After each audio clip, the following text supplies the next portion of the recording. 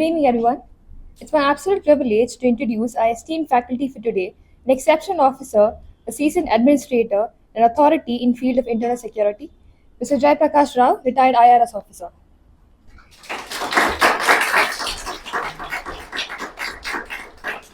Sir has had an illustrious career in Indian Revenue Service, serving as an additional commissioner in Income Tax Department in the Central Bureau of Economic Intelligence. His professional journey includes extensive work with premier enforcement agencies such as Directorate of Revenue Intelligence and Enforcement Directorate, where he was directly involved in combating economic offences, terror financing, money laundering, smuggling, and all of which are critical components of India's internal security framework. Academically, Sir's profile is equally remarkable. A gold medalist in B.Sc chemistry, he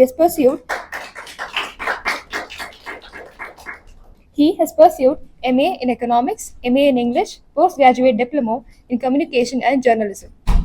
Reflecting his multidisciplinary approach and deep analytical thinking, qualities essential for understanding complex internal security challenges. Today, we are honored to have him here at Believers IAS Academy to take classes on internal security. His rich field experience in intelligence gathering, finance, surveillance, and enforcement provide a rare and practical perspective on issues such as terror funding, economic security, border-related crimes, and institution coordination, which are highly relevant for UPSC GS Paper 3. With his decades of service of the nation and his deep understanding of both policy and practice, Sir is uniquely placed to bridge the gap between theory and the real-world application for aspirants preparing for civil services. Without further ado, let us welcome Prakash Rau, sir. We welcome you, sir.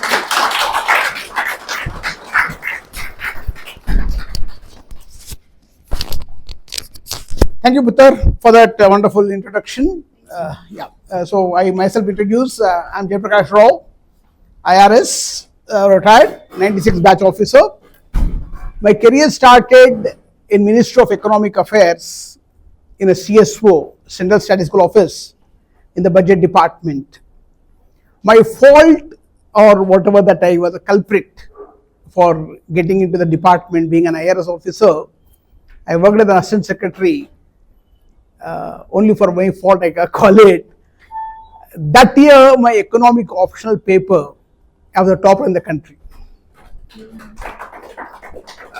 was a rare way of calculating the Gini coefficients. I would not take the Gini coefficient, but I took the log method to calculate the inflation, especially rural inflation, otherwise called Dharmanarayan model, in a statistical way.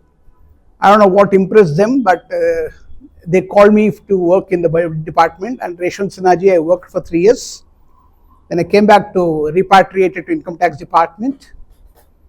I was Assistant Commissioner, SFIO, Serious Fraud Investigation Office, as Assistant Commissioner, and my boss was Sunita Agarwal. Later on, she became Sunita Kejriwal. Arvind Kejriwal's wife. Sunita was 94. Arvind 95, I was 96. We all worked together. अकड़ता था लेकिन ठीक है, कोई problem नहीं है. I didn't have any issue with him. Then my work in SFIO took me to Department of Revenue Intelligence. There I worked on gold smuggling, narcotics, drug trafficking, and especially terror funding. That's what you call as money laundering. So that makes me a specialist in internal security topics across India. I'm very happy I'm with you. So we'll discuss that topic in detail. I'll be giving you one PYQ, and also show you the model answer, how to write it, so that you get a glimpse of how a typical internal security answer is presented to UPSC. The evaluator expects you to be precise, to the point, and as well as cover the entire part of 150 words. The whole idea of the question is covered in that. That part we'll take up in the last part. So start with,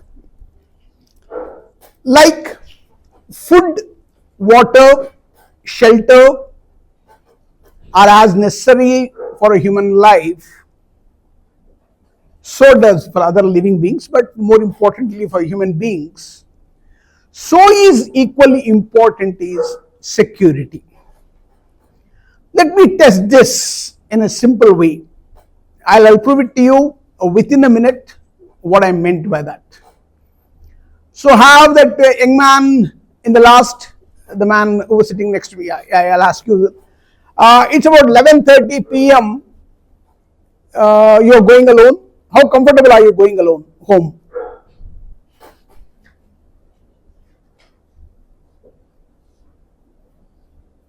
A road, you're walking or you're taking a bike or something like this, you're walking home.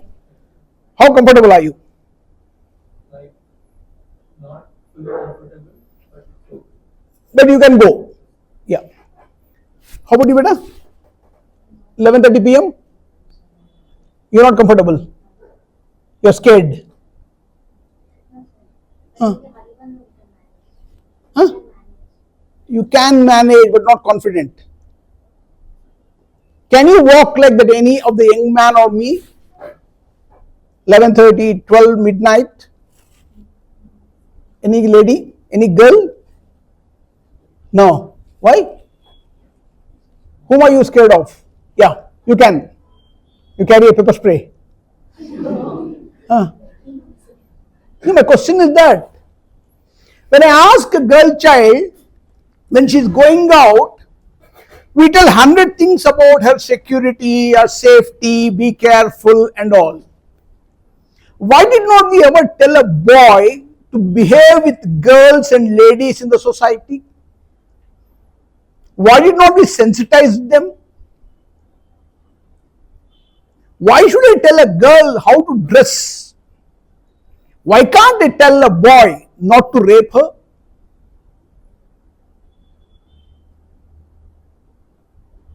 So that's security for us. None of us are safe in the country. Every parent, especially when I come from Delhi, brought up there and worked in different cities and dealt with the Dawood Ibrahim gang for almost 13 years of my life, dreaded fellows. I had 2 bullet injuries in my back for catching that haul of 124 kgs of gold. They opened by CRPF were trying to protect me. They were giving cover to me, but I could not escape. Luckily, I survived. Then the Chief Minister of Gujarat called me to his chamber and talked about me. That was Narendra Modi ji. Later on, he became Prime Minister. That's okay. So the issue is none of us are safe. So what is the mantra for security? How shall we understand security? How shall we be safe? Is there anything that I can give you a quick trick so that we all can be safe in the country? I can. Take a paper and a pen and write down 2 important sentences.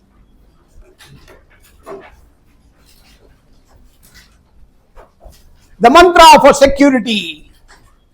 Can I write? No, I can't.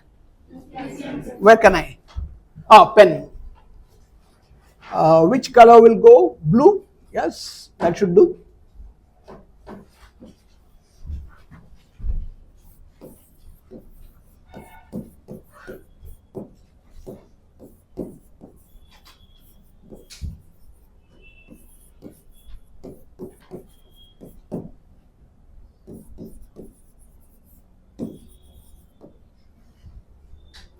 Respect everyone, suspect everyone. You are safe. Whom should I respect? Irrespective of caste, creed, region, language, gender, anyone for that matter. Be it anyone. Rich, poor, backward, forward, what all you can call. Tribals, rurals, urban, sophisticated. There's danger everywhere. The threat to us in the form of internal security, let me put it in my own way. It is like a lurking snake somewhere in the room. सांप तो है भाई, पक्का है, कब डसेगी ये नहीं पता है. हिंदी चलेगी थोड़ी बहुत? नहीं, बिल्कुल नहीं. Which part of India are you from? Karnataka ಅವರ? ಎಲ್ಲಿಂದ ಒಂದು ಬಂದಿದ್ರು ನೀವು? ಬೆಂಗಳೂರಿಂದಾನೆ? ನನಗೂ ಕನ್ನಡ ಬರುತ್ತೆ. ಇಲ್ಲ ನೀವು ಸುಮ್ಮನಿರೋದಾ? ಎಲ್ಲಿದ್ರು ಕನ್ನಡವಾಗಿರು, ಹೇಗಿದ್ರು ಕನ್ನಡವಾಗಿರು, ಕನ್ನಡವೇ ಸತ್ಯ, ಕನ್ನಡವೇ ನಿತ್ಯ ಅಂತೆ. ಆಯ್ತು ಬಿಡಿ. अपना ना तमिल पैसों चक्कर तेलुगु వచ్చు, मैं चांगला मराठी बोलता है बरं का. क्या करे यार, नौकरी ऐसी थी. चलिए. So there is a snake in this room, a venomous snake, a deadly venomous snake. There is an identity of the snake somewhere, but you can't see the snake. It can come any moment. How careful you be. If you know there is a snake in this room, there is evidence of snake, but you can't see the snake. It can come any moment. How careful you will be. That's exactly, we live in the society. You're not scared of anyone. We are protecting ourselves. Because we never know whom we think as friends, they can backstab us. And we never know. And we never know. The friend you call as a very close friend, you can confide in, you can understand, but we never know. I would say, God, save me from my friends, for I know who my enemies are. I can protect myself. But I don't know the enemy in the name of my friend. So welcome to internal security. In fact, the security part. Security, as I told you, is a protection we need to have. Like we wear a helmet, we wear a seat belt, or we walk when the floor is wet very carefully. While take the stairs, you will be careful. While getting down the stairs, you will be careful. And in case of a fire, there is an elevator. It's very clearly written in the mall everywhere. In case of fire, take steps and not the elevator. So these are some security guidelines we come across in a day-to-day life. Always, every time someone keeps telling us, be careful, be careful, be careful. And we indeed are. But sometimes, some innocent people get killed.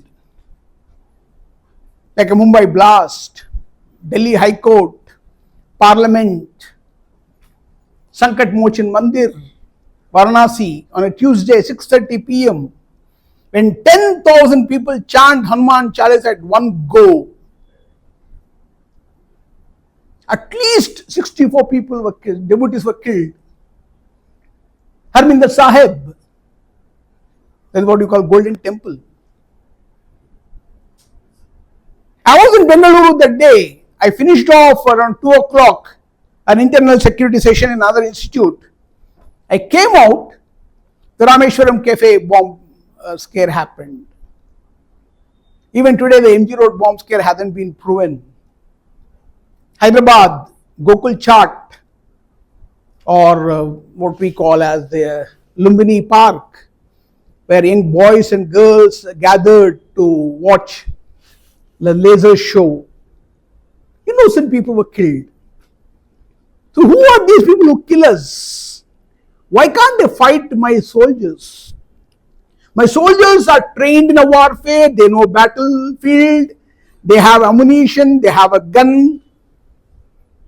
The enemy can face my soldier will give a reply, befitting reply, but no. They enter the country, they attack a train, a bus, a cafeteria, a crowded place. No. None of us are safe. So how shall we protect? And that's what I gave you one. Respect everyone. That's the only mantra, you have to respect everyone. At the same time, Suspect everyone. Your neighbor? Yes, suspect. New neighbor? Suspect. New classmate? Suspect. Suspect means I mean don't insult them. But be careful. In a railway station or a bus station, if somebody gives you a bag and says, keep hold on, I just go to washroom and come back. Don't take it. You never know. Anything can be a danger. So welcome to the session. I'll take you through the journey of the internal security. Next slide is the one. Who should I go next? Sir, at the bottom left. This one is it? Bottom left. Left. All right. Yeah, page is next. Yeah. Yeah. Now the concept of internal security may look like challenges and the dangers associated in society. They all look like a new terminology, or we are the only victims who face these dangers. In that, none of the places in the world, including recently on January 1st, Switzerland, in a bar, when they were celebrating the New Year celebration, a bomb blast took place. Norway, considered one of the peaceful countries. Australia, New Zealand, Russia, St. Petersburg, London, metro station. And we all know what happened, the New York Twin Towers. So it's not something new to us. It's there since long. Mentioned for the first time ever in Arthashastra by Kautilya.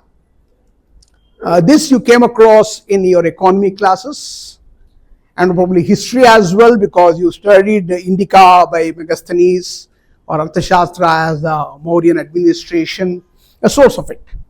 But in this book, Arthashastra, Kautilya, otherwise called Chanakya, Vishnugupta, mentioned categorically that there is a threat in the form of security. Security is in a dangerous situation where we can get ourselves caught. So unlike the common wisdom, it is old as the concept of states. So Janapadas, as old as Janapadas, as old as the Aryan civilization. In that S.R. Rau excavations in Harappan, you learn that all the cities were constructed in a chessboard pattern. You remember that? Have you done with the ancient history? No. Not yet. Alright, you come across that. The town planning was so perfect. All the street corners cut into a right angle. The whole city was in a chessboard pattern. Can you tell me why? Why they had such a city planning? Any idea? Loudly. No, not exactly. If an enemy has to come, invariably has to come and cut the right angle. This point. If it is a curve, he could turn easily. So here, the soldiers are waiting with hot oil or hot water or spears and all. Enemy invariably would come forward and get killed. So there is a threat to the citadels, to the common people, everywhere.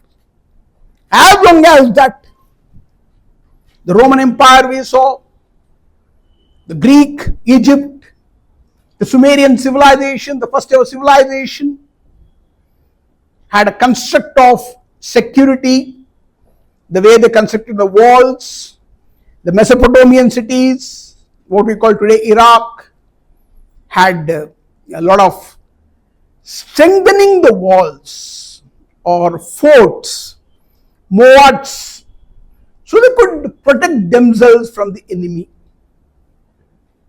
So we know who the enemy is, so we know, okay, we can protect. But today's generation, the enemy has come into our home. He is living with us, he is working with us, he is traveling with us, or she is traveling with us. Why I be gender specific? let it be anyone. So she could be gender, even she could be traveling with us, she could be there. And unfortunately, this security issue, maybe for polarization or religious identities, long ago there was a Hindu terror or saffron terror tag was given. Then Islamophobia came into picture. In Pahalgam, they asked the pants down and asked to recite kalma, otherwise they shot. But what killed were innocents. The dead have no religion. You go to the crowd, you find all the people there. Should a bomb blast take place? It could be anyone. Blood has no religion, blood has no caste. Death comes in any form. So, the earliest treatise of statecraft, Arthashastra by Kautilya, had reference to the management of security of the state from internal as well as external threats. So, let's divide the security into two parts. Security, we need protection. There is a danger, we need to protect ourselves. So, we need a security guard in front of the bank, in front of an ATM, in front of any security part. You go to airport, the security agency will frisk us, check us, they check my bag, they scan my bag. Good, they do it. You go to mall, they will check. In a metro station, they will check. My bag has to go through the scanner. Good, I'm happy about it. So here, security can be in two forms. One is external, that comes from outside. One internal, that is inside the country. One known enemy, one unknown enemy. Here again, I divide these two into two more forms. Internal security, external security, internally aided external, externally aided internal. That means the people who are living in this country are helping our enemy countries to damage us, or our enemy take the help of our own people to damage us. Or you call sleeper cells or hiding out, they're everywhere, criminals everywhere. And not necessarily a crime can be seen only from a religious angle, or it should be seen a communal angle. For example, smuggling, extortion, kidnapping. Once upon a time in Bihar and Uttar Pradesh, kidnapping was done as an industry. Or it can be an ethnic conflict as well. We saw how Metis and Cookies are fighting in Manipur, Nagaland issue, then too peaceful it was to some extent in Arunachal Pradesh. Recently we had a Tripura issue. Assam, 4 districts were asking for half of the state called Bodoland.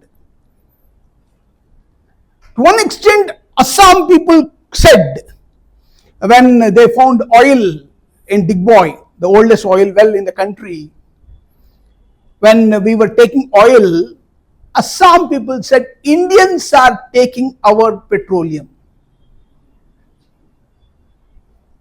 Is that the mindset? Till 1975, Nagaland was administered by Ministry of External Affairs. Close to 3 decades after 1947, 1950 onwards, for 25 years, Nagaland was not under Home Ministry. It was under the Ministry of External Affairs. Nagaland never believed that it is a part of India. They never cared for the sovereignty of India. So let's see that. In our Shastra presents threats in 4 categories: internal, external, internally aided external. Here where internally aided, They are here in the country, but they are supporting the enemy country. Externally and internal, the enemy is outside, but taking the support of our own people to hurt us. Our people helping the enemy, or enemy taking the help of our people to hurt us. So categorize 4. Internal, well within the country. External, the threat comes from outside. Internally aided external, within the country, harming our country with the help of other nations, like possibly could be Pakistan, it could be China. In Arunachal Pradesh, China claims that stapled visa. There's an issue with Arunachal Pradesh. They don't believe that, China doesn't believe that Arunachal Pradesh people need not have a visa to enter China. I think that the inference is very clear that Arunachal Pradesh is an integral part of China.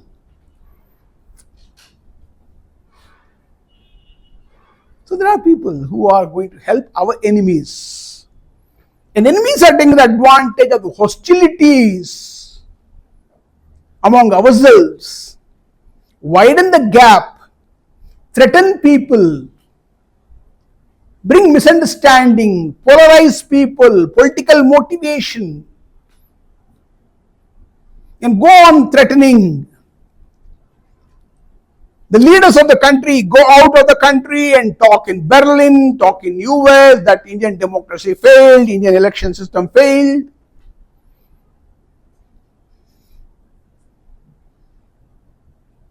When Shashi Tharoor was elected after the Pahalgam Operation Sindhur to convey the message to the world, he was not the automatic choice of Congress government, though he was a member of parliament from Thiruvananthapuram. He was not selected. What was the reason? But is nationalism not that important with the political motives? Should not the nation come first? Now come to the important question we would be raising today. Who else other than you, I mean UPSC aspirants, study internal security? Which other graduate, which other aspirant studies internal security? CAT, IM, B.Tech engineering, journalism, economists, chartered accountants, law graduates. Why we? Why should we? Because we are the custodians of the security of the society. Tomorrow after your recommendation, you get into services, you're in charge of law and order, you're in charge of administration, you have to control the communal riots, you have to communal tensions. Every nook and corner there are dangers, so you'll be answerable to them, you're questioned for lapses. Shall I give you a small case study for one of you to solve it? Who is going to do it? One volunteer, please. One volunteer. I want one IAS officer. One IPS officer, either of it. Anyone? Yeah, ready. Very good.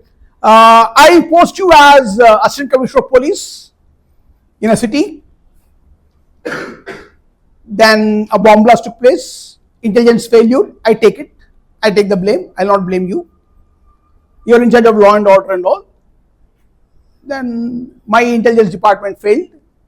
We couldn't identify, we could not detect the enemy. Enemy has entered a country and bomb blast took place. 2 young children, age 6 and 7, died in the bus. They were traveling with their grandmother. They were going to temple, so the bomb blast took place, they died. As a commissioner or a DGP, I want you to go and convince, console and give the check of compensation of 2 lakh rupees each, the government announced, and with a bouquet of flowers and probably a couple of candles you can go and light in front of that children and convince that mother, console her. What will you do? How will you do that?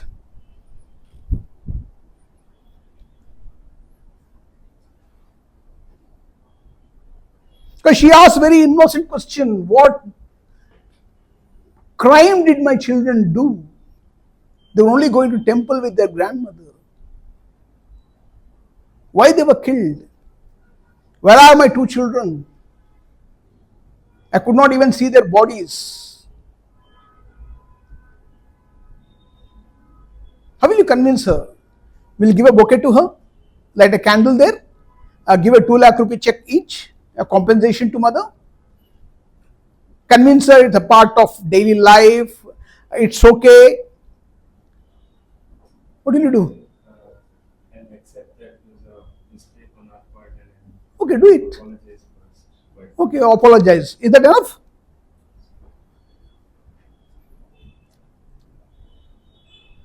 Are you convinced with your answer? Then why are you giving me? I think there's an answer. But they don't have an answer for this question. Imagine I am the parent of those 2 children. I am asking you, what crime did my children do? Why did they die? What will you answer me? Alright, I'll turn the question the other way around. Chapter 2 of your life, when you have children, how many of you want your children to die as a terrorist victim or an accident victim or a blast victim or whatever that is?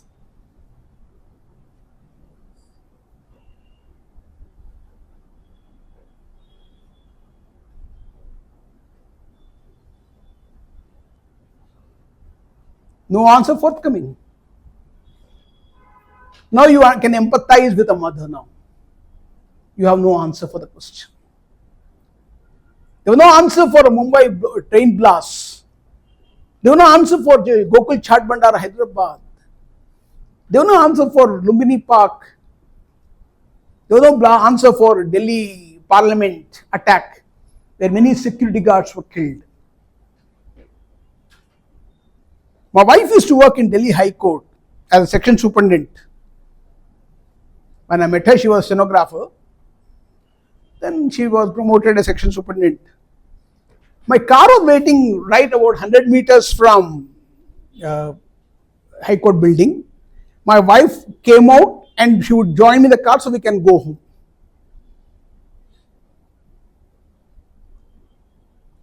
Exactly after 6 minutes, she crossed the road, a bomb blast took place in Delhi High Court. Our parliament is not safe. Our high courts are not safe. Our temples are not safe. Our mosques are not safe. Our cities are not safe. Our streets are not safe. Our houses are not safe. Everywhere. Fine. You didn't give me an answer. Never mind. It's not that I have one. Even I don't have an answer. If someone to ask me, I don't have an answer. I can't give an answer to the mother other than apologizing on behalf of the government of India. After the Mumbai blast took place, Ajmal Kasab and other team entered India, mindlessly shot and killed so many innocent people in Chhatrapati Shivaji Terminus, in Taj Hotel, in Leopoldo Cave, having coffee in the evening.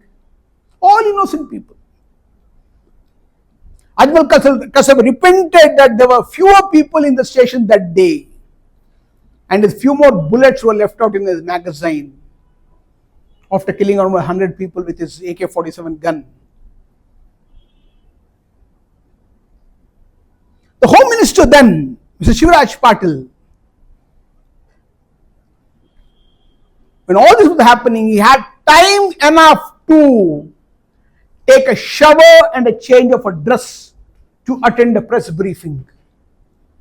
The Union Home Minister. Do you have Google?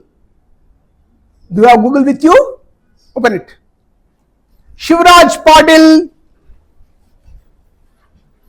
changes dress for a press briefing after Mumbai blast. If this is height of insensitivity,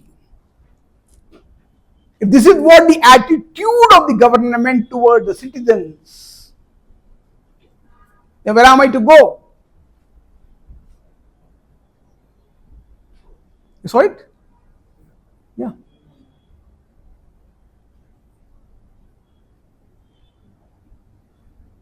Okay, after that he was never seen in political circles. That's a different story. Yeah. So when we came to know, we were a little shocked. We were shocked in the department, all IAS officers, IAS civil servants, all bureaucrats were deeply moved. The intelligence failure. Because intelligence was from Jamnagar, it was pointed towards never to Mumbai, and date was different. Different intelligence report did come. The government was not ready. When the Batla House shootout encounter happened, one senior political leader felt sorry for the terrorists, considered inhumane. Fine. So, as I said, the most serious one arises from the internal originators and internal abettors, and is like a fear from a lurking snake. There is a snake somewhere. Be mindful of that. When you step out next time, make sure you remember the mantra. Respect everyone, suspect everyone. Be careful. In a metro station, in a bus station, in Majestic, in railway station, in Mumbai, in Delhi, in Kolkata. No place is safe. Right? In modern times, the form and number of threats to a country's security as well external has become more challenging than ever. The reason is polarization of the society.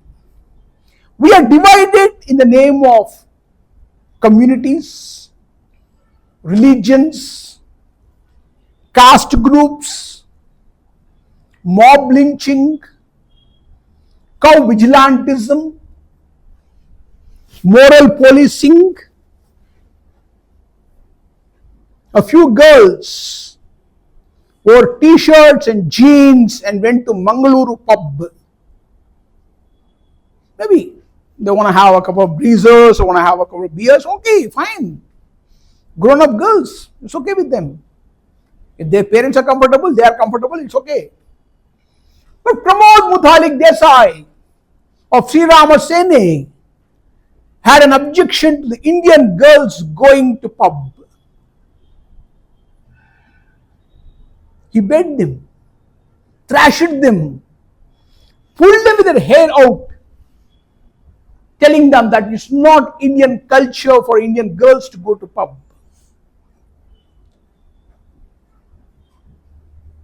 Then Stephen's College asked girls not to come to college in t-shirts and jeans. They're provocative. Then I don't know. A 4-year-old girl child in Hyderabad in a Bharatiya Vidya Bhavan, the last child to get dropped from a school bus, was assaulted by the bus driver. Now please don't tell me that the school girl in her uniform did know what the provocation is.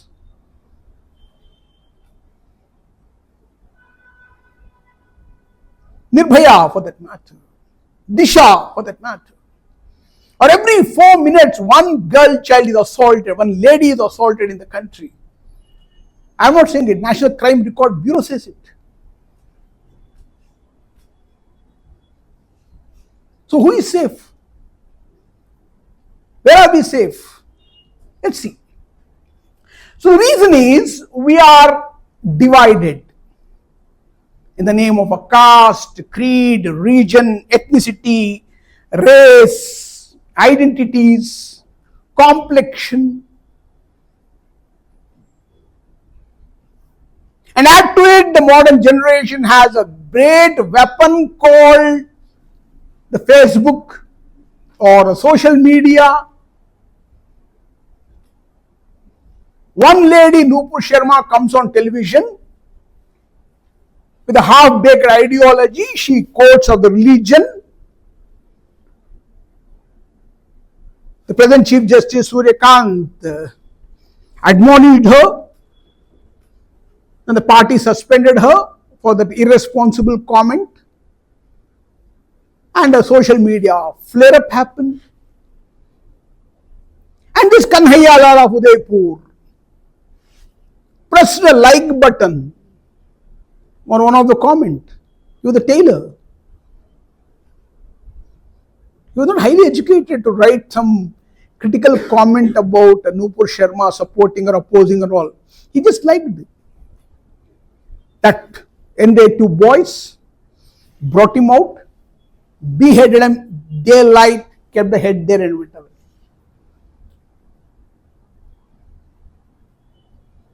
We call Article 19, we call Article 21, right to livelihood, right to life, right to speech, right to equality. All said and done. I accept, I take it. I purchase whatever argument you give me. But only please assure me that tomorrow we will be safe. Tomorrow we'll be walking in one single piece. I'm not here to threaten you, I'm here to tell you the responsibility will be carrying as administrators, because we are the only people who study internal security. No other graduate, no other examination has this kind of a questioning, because we are the only people who study art, culture, society, public administration, polity. In fact, whole Lakshmikant will finish off. We study economy, economic development of India, we study different society, everything. Anthropology, religions, culture, traditions. And we go on to sit for the examination, we write the answers, we get selected. And there comes a thorn of responsibility of protecting our own people, the innocent people, the daily wage laborers, the pushcart vendors, the cab drivers, the auto rickshaw drivers, school children. We need to protect them. It's our responsibility. How and how we do it? Let's see, I'll tell you that in next part. So, statecraft as well as to ensure free will of the citizens. Alright, you have a free will to express your opinion, but with a responsibility. With freedom comes responsibility. A freedom without responsibility is a curry without a salt. It doesn't make sense. Please, when you speak, when you deal with people, be responsible. That's the only way we can protect ourselves. Don't purchase enmity. Don't purchase problems. We already have enough. We have economic struggles, we have poverty, we have unemployment, we have class struggles, many things. An inequitable distribution of welfare, unequal distribution of resources, the tribal, the rural people are left out. Only the urban areas are getting developed. Big hospitals, corporate hospitals, schools, universities are all there in urban areas. Now, I'll give another small case to you. There is one girl child, an engineering graduate, CSC, Computer Science Engineering, from one of the premier colleges in Bengaluru, maybe PS University, Nitte Meenakshi, Oxford, what do you call it? BMS, jo bhi hai. The other one is a girl from Gadag or Vijaypura or some interior part, not so urban, sophisticated college. She's also a computer science engineer, but not that, what do you call, sophistication, the urbane, or the etiquettes and all that. Now, Infosys or Wipro or Cognizant or Convergys, Adobe, Accenture, they call for interview. Both of them are equally talented in coding, decoding, whatever, their programming, testing, software development, they both are fit. If both attend interview, there are no prizes for guessing who get the job.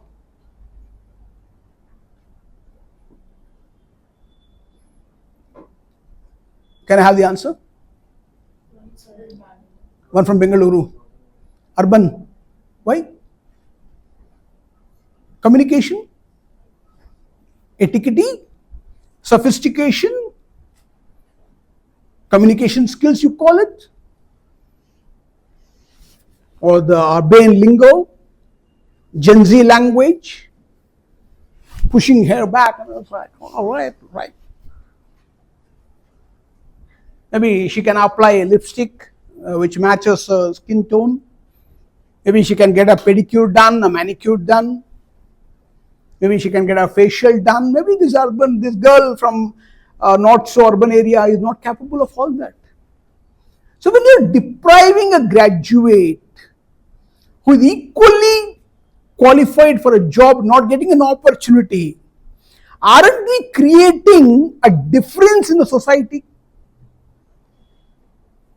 Is not a society responsible for her anger?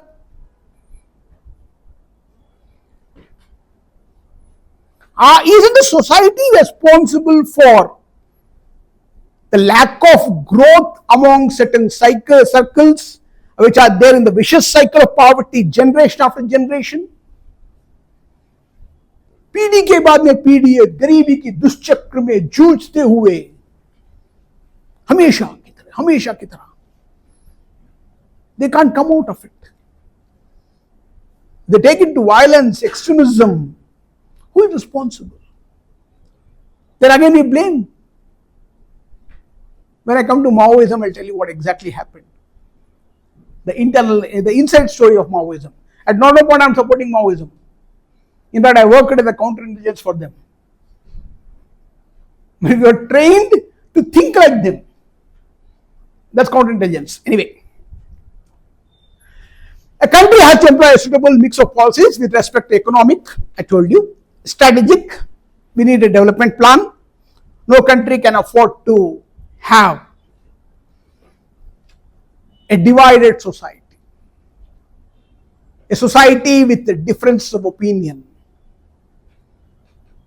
A society with divergent views. A society which has a hatred for other people. Just because they are from other castes, their community, religion, belief system, or the facial features are different, their ethnicity is different, they don't look like us.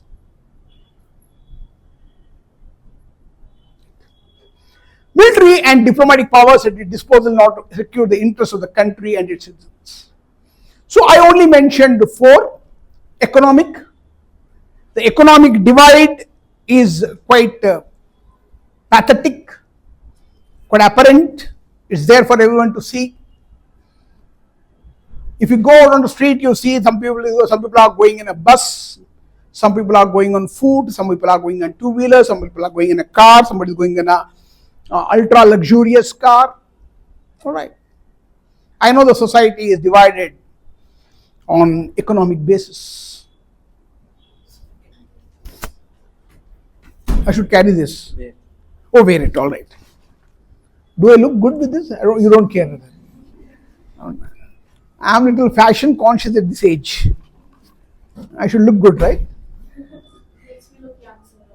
Come again? Makes you look young. I hardly care. It makes you look younger. Oh, it make me look younger. I don't want to. Otherwise, I would have dyed my hair.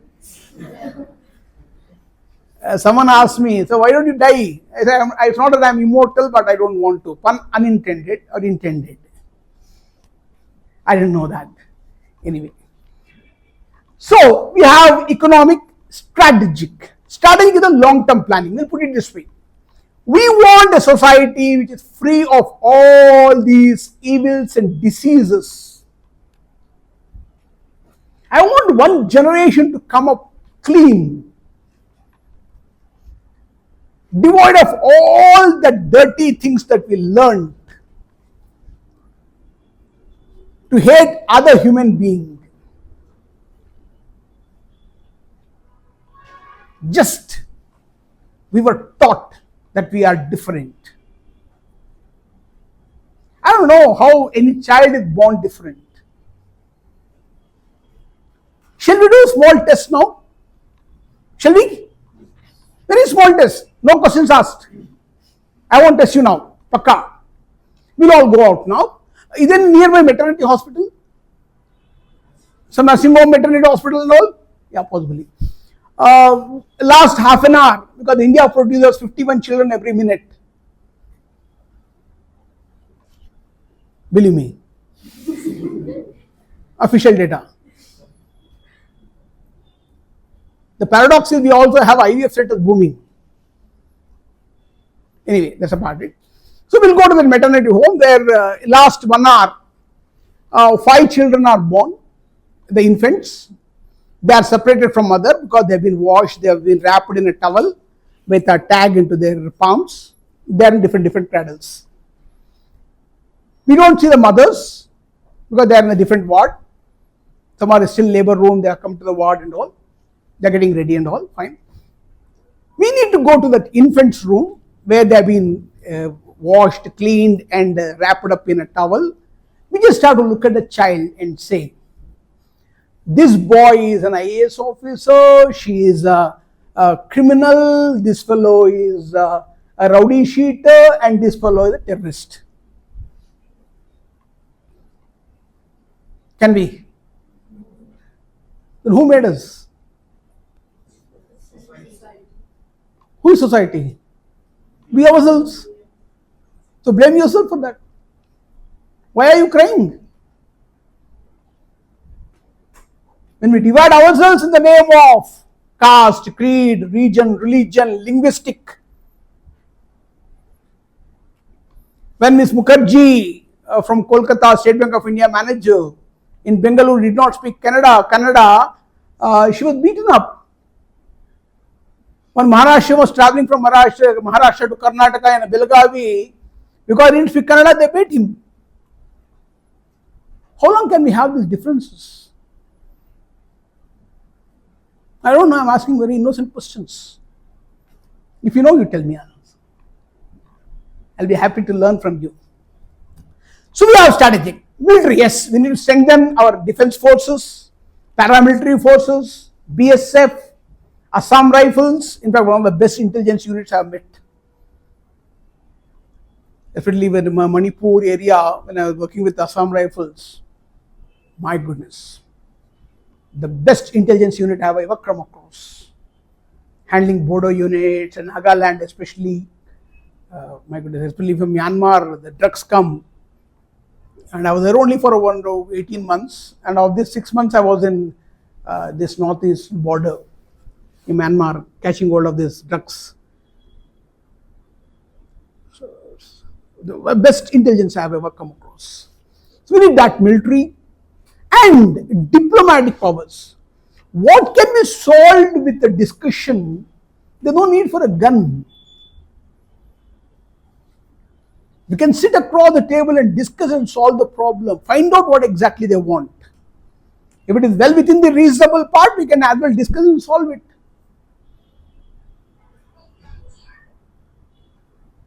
What happened? Vibration mode, please. Chengai.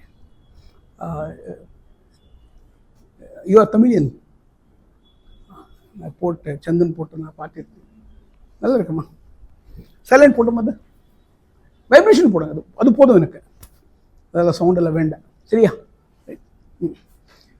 Not so good in Tamil, but I had to deal with a lot of people in Virudunagar. So, Madurai, the TVS people, and wherever there's a port, I'm there. Almost at 3 decades of my service, catching hold of criminals, running after them, catching hold of them, convincing them initially to give up. Then we had our own methods of convincing them, that's a different story. And we had a Human Rights Commission calling us. I have this question since my earlier days in career. Can anyone clarify it? Why always Human Rights Commission support the perpetrators, not the victims? Are not the victims human rights? Don't they have human rights?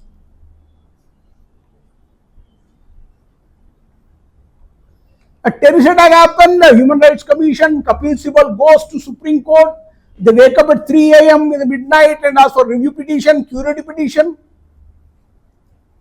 What about other people? I don't know. Yeah. So please, the diplomatic powers, what can be discussed? Here the best part I would be talking about an IAS officer called K. Padmanabhaiah, the very famous interlocutor between the Naga talks. We made it possible. A great officer. You can search in the net, Mr. Padmanabhaiah, interlocutor with the Home Ministry Secretary. It did a wonderful job. And Sir Akbar Haidari, the governor of Assam, who made a pact, the Nagaland Pact, that also you can read. I'll tell you that. Challenges to the internal security of India are numerous, not one or two, everywhere. And the threats are complex, varied and vast. I can confidently say no country in the world would have confronted, would have faced so many threats as India would have faced. What's your answer for that? Why do I say this? When I had an audacity to make this statement, to be honest. When I was writing this, I did pause for a minute. I said, am I writing this? I said, okay, never mind, I'll write it. Let me see in the classroom. So I wrote it. Why India has so many threats when compared to other? Simple answer. No, Ajay. We had a barrier of religion. Stop it. As a civil servant, you don't have any religion. A common citizen has no religion. I'll answer your question for a while. Let's take a colony people where 4 to 5 religious people or caste people, whatever the differences we are, we all go to a shop to purchase rice. Okay? Chawal, akki, tandul, biyam. We'll go to buy rice from the shop. There's the one grocery store, provision store, we go to buy rice from the shop. One Christian goes, one Muslim goes, one Hindu goes, one SC, one ST, one forward caste, OBC, SB, all BCs and all people, around 10 people go to shop to purchase rice. Each purchases 5 kg rice and from there they go, 50 kg sold. He took the money, money has no religion, the price of rice has no religion. Each of them went to home, washed the rice, the water has no religion, put in a bowl, it has no religion, poured enough water in it, it has no religion, the gas stove has no religion, the gas cylinder has no religion, the pipe connecting the cylinder to stove has no religion, the cooked rice has no religion, the plate on which it has come has no religion, the fingers that mix have no religion, the mouth that eats has no religion, the teeth that chew and masticate the rice has no religion, the stomach that digests the rice has no religion. Then why do we have it? When and where did we get this disease of differentiating people in the name of religious identity? How is anyone born great? I go back to the same maternity home question. Right. So as much as India has, as the young man rightly suggested, we are a complex society. Probably, if I look at the Western world, maybe Canadians, US, or Europeans, it's not that easy to tell the difference between the haves and have-nots. They all travel alike, they eat alike, they dress alike, they work alike. Unlike a country like India, here we can very easily tell.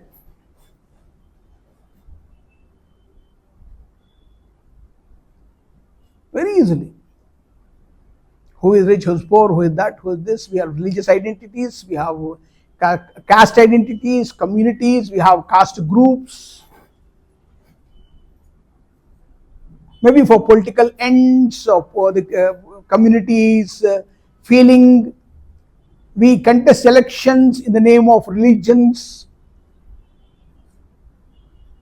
I don't know why Mandya only Vokalika community people should contest. Why Belagavi only Lingai should contest? Why Davangere only Lingai should contest? I don't know. Why Old City Hyderabad should always elect a Muslim MP?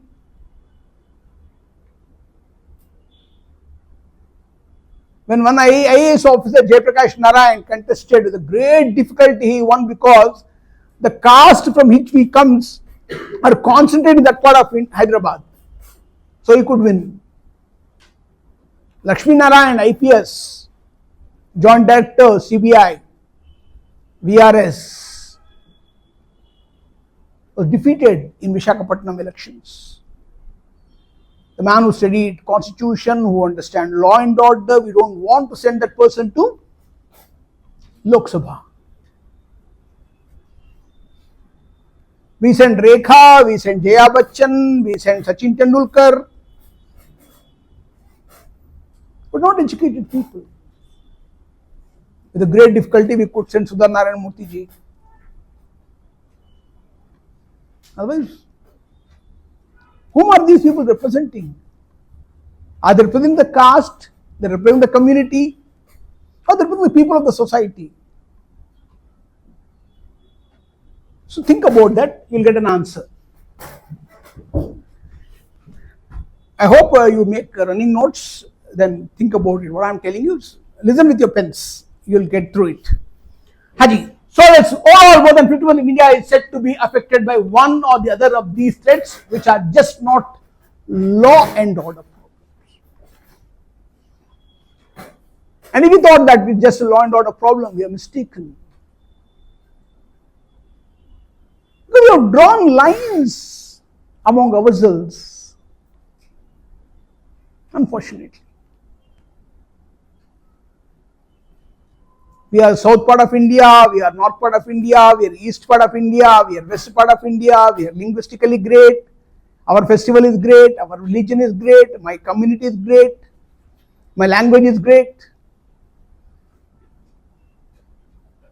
This river is mine.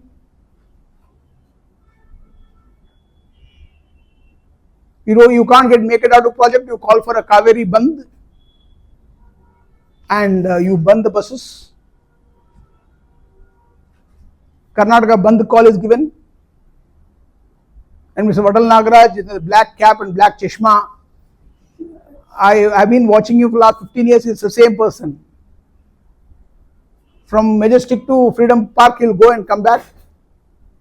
One full day, morning 6 o'clock to evening 6 o'clock, Bengal to Bandh. Have you ever thought daily construction labor? Around 4,000 daily workers, Hamalis, work in KR market every day, carrying vegetable baskets and flower baskets. क्या आप जानते हो उनके घर में चूल्हा नहीं जलती है, उनके बच्चे भूखे सोते हैं, do you know? और ಮನೆಯೊಳಗೆ ಮಕ್ಕಳು ಹಸಿವೆ ಆಗ್ತಾ ಇರುತ್ತೆ, ಅವರು ಕೆಲಸಕ್ಕೆ ಸಿಗೋದಿಲ್ಲ, ಹಣ ಕಾಸಿರೋದಿಲ್ಲ, ಊಟಕ್ಕೇನೂ ಇಲ್ಲ, ಅಮ್ಮ ಹಸಿವಾಗ್ತಾ ಇದೆ ಅಂದ್ರೆ ಮಕ್ಕಳ ಕೊಡ್ಲಿಕ್ಕೆ ಏನು ಇರೋದಿಲ್ಲ ಮನೆಯಾಗೆ. ಯಾರ್ದು ಪಾಪ ಇದು? ನಾವು ಮಾಡ್ಕೊಂಡಿದ್ದ? Is my Kannada good? No. You are not a Kannadiga. Which part of India are you from? ఎక్కడ? ఆంధ్రాలో. పక్కనే కదమ్మా, మరి ఆంధ్ర అంటారు. గట్టి మాట్లాడితే 10 నిమిషాల్లో తమిళనాడు ఇటుపక్క జోలార్పేట, ఇటుపక్క కర్ణాటకలో చేస్తారు. ఇదే సమస్య.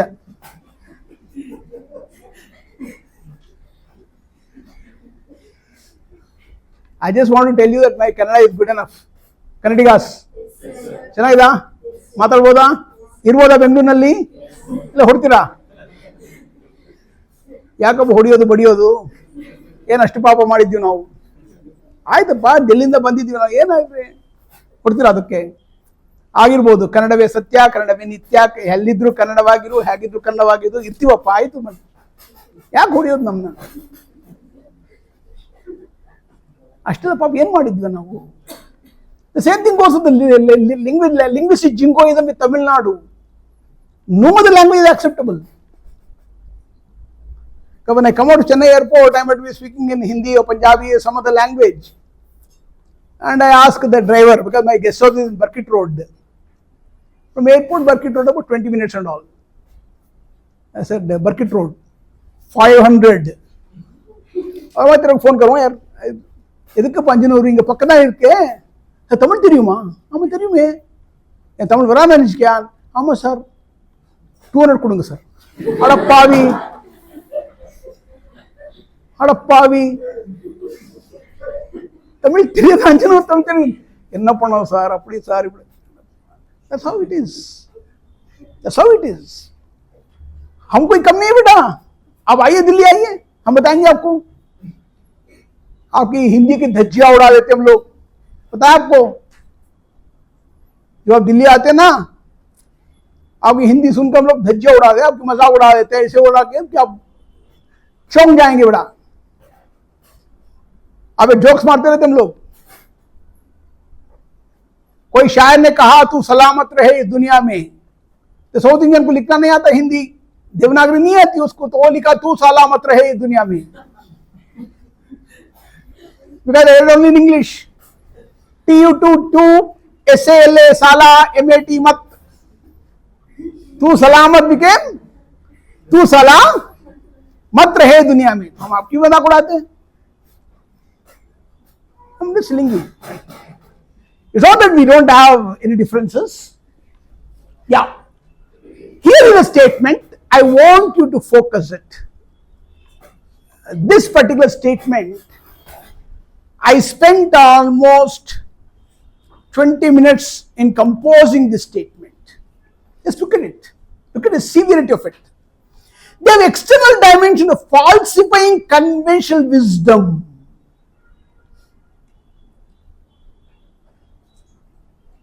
See, we all are citizens, we have data.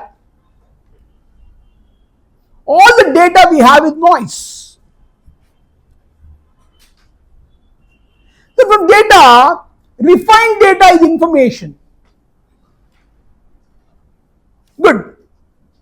From data, we could refine it, we got information, that is good enough. What we should have done, we should have learned that information to knowledge. Then become knowledgeable citizens. And apply that knowledge, will become wise, that is wisdom. When did we stop learning? When did the Indian graduates stop learning? We only study, we never learn. We'll only ask a question, what have you studied? We never ask the person, what have you learned? Skills to live in a society. The common sense required. Falsifying conventional wisdom. Your wisdom has been masked by the falsifying narratives that we are plagued with, a disease called differences. That intersected threats are caused mainly by internal sources.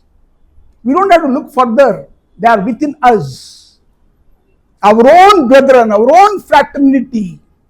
ये हमारी बिरादरी में है भैया, कि बाहर की आवश्यकता ही नहीं है दुश्मन के, हमें काफी है. नावे साको बैर यार ओवर लिख, you don't have to go further. చాలు మనకు మనమే కొట్టుకోవడానికి. వద్దా కొట్టేసుకోమా,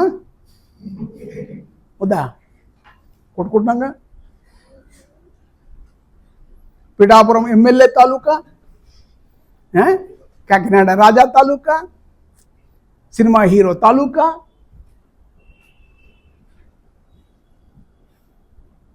Movie Actors Admirers Association. I don't know what they call it. Why waste your time watching a movie? Standing in the queue. I don't know. So, this particular part, the external dimension falsifying conventional wisdom that internal security threats are caused by internal sources. I want to underline this external dimension with internal sources. Join them, you understand it. Where are these differences coming from? Internal sources. What are they causing? They're causing the external dimensions into us. We are shown to the world as different people. It's very easy to break us.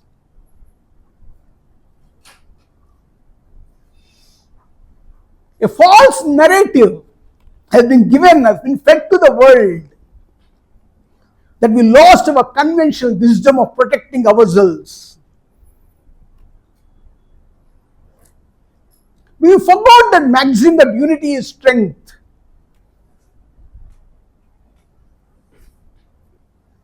We don't understand the strength that we live with.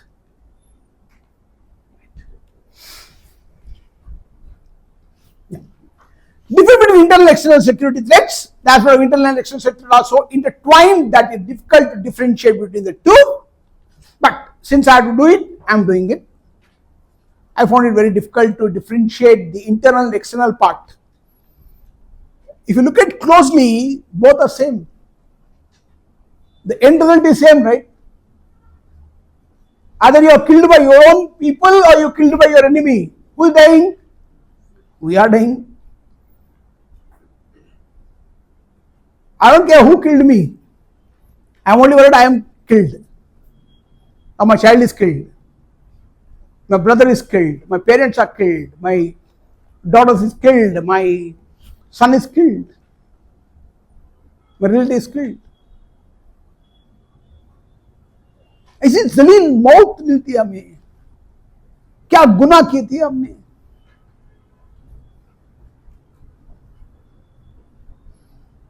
कई बार ऐसी बात ऐसी छिड़क गई ऐसे. हम ऐसी बात कर रहे थे दोस्तों में. थोड़ी हिंदी बोल दूंगा बड़ा भी, क्योंकि बात हिंदी में है तो हिंदी बताऊंगा. ऐसी बात हो रही थी कि भाई क्या हो रहा है समाज में एक्चुअली. तो मानते हैं कि दुनिया बड़ी जालिम है. फटाक से अंदर से कुछ बाहर निकल गया, कुछ यूं इस तरह. कभी करवा चौथ पर दीदार, कभी ईद पर इंतजार. कभी करवा चौथ पर दीदार, कभी ईद पर इंतजार. हे चांद तेरा मजहब क्या है? हे चांद तेरा मजहब क्या है? अगर तू सबका है तो जमीन पर ये तेरा तमाशा क्या है? I'll translate it to the languages. When I will go with English. There is a festival in Hindu called Karwa Chauth. They pray for husband's longevity. Wife fasts from the morning till evening. When the moon sighting is done, she will watch the mooning from the sieve. आटा वाला छन्नी होता ना, उसे देखती है, देखिए पाँव छूती है, कम से कम अगले जन्म में अच्छा पति मिले, ये सब कुछ है. नहीं है. एक बार हम गए थे, एक साउथ इंडियन था मेरे पास, श्रीधर करके. ऐसे शाम गए थे, बॉस कुछ बीमार था, छुट्टी पे था, लेकिन एक सलाह मशवरा करना था, तो वेंट टू हिज हाउस. करवा चौथ. Anyway, we don't follow, my wife, we don't follow any religious kind of thing, so we don't have that disease. So, but this boss has, wife had it, so she was touching this bit and Sridhar was asking. In fact, with Sridhar I have another issue with him. Sridhar is South Indian. He's a Telugu guy. I said, why is she touching his feet? I should have kept quiet. I should at least अगले जन्म में अच्छा पति मिले. हो सकता है यार अच्छा पति मिले. कोई पति अच्छे तो नहीं हो सकते by default. There's no good husband. It's an oxymoron. Right. In fact, my wife calls me consultant husband. Seriously, I'm not joking. I'm not joking. She introduced me to her new friends as my consultant husband. क्या करें नौकरी है भाई घर पे नहीं रह सकता मैं I can't be at home all the time. Right. So, the urban internal external security are threats are so intertwined, I can't differentiate, but I'll do it. However, some broad difference could be considered. Security threats, external threats originate from foreign soil, aggression by a foreign country, you name it Pakistan, you name it China, you name it Myanmar, I don't mind. Internal threat origin from the within country's territory, internal disturbances and law and order problems like organized crime, money laundering, terror financing, other things like drug trafficking, human trafficking. The less we talk about, the better. Because we all know what is happening in us. All the vices are with us. We don't have to blame anyone else for the present state of the society we live in. We're not you generation, Gen Z, I'm talking about my generation. We are the culprits, we are the victims. Unfortunately, we are passing on the society which is extremely divided to you. Way back 1942, a Quit India movement has started. Now we need to start a Knit India movement. जैसे राहुल गांधी जी का भारत जोड़ो, नहीं भारत तोड़ो नहीं है, भारत जोड़ो यात्रा जो भी है अच्छी है. Yeah, the impact on the sovereignty of the country and impact the credibility of the government. Because at the end of the day, we blame the government. Like I was blaming Shivraj Patil for having a shower and time and to change into another suit for a press briefing.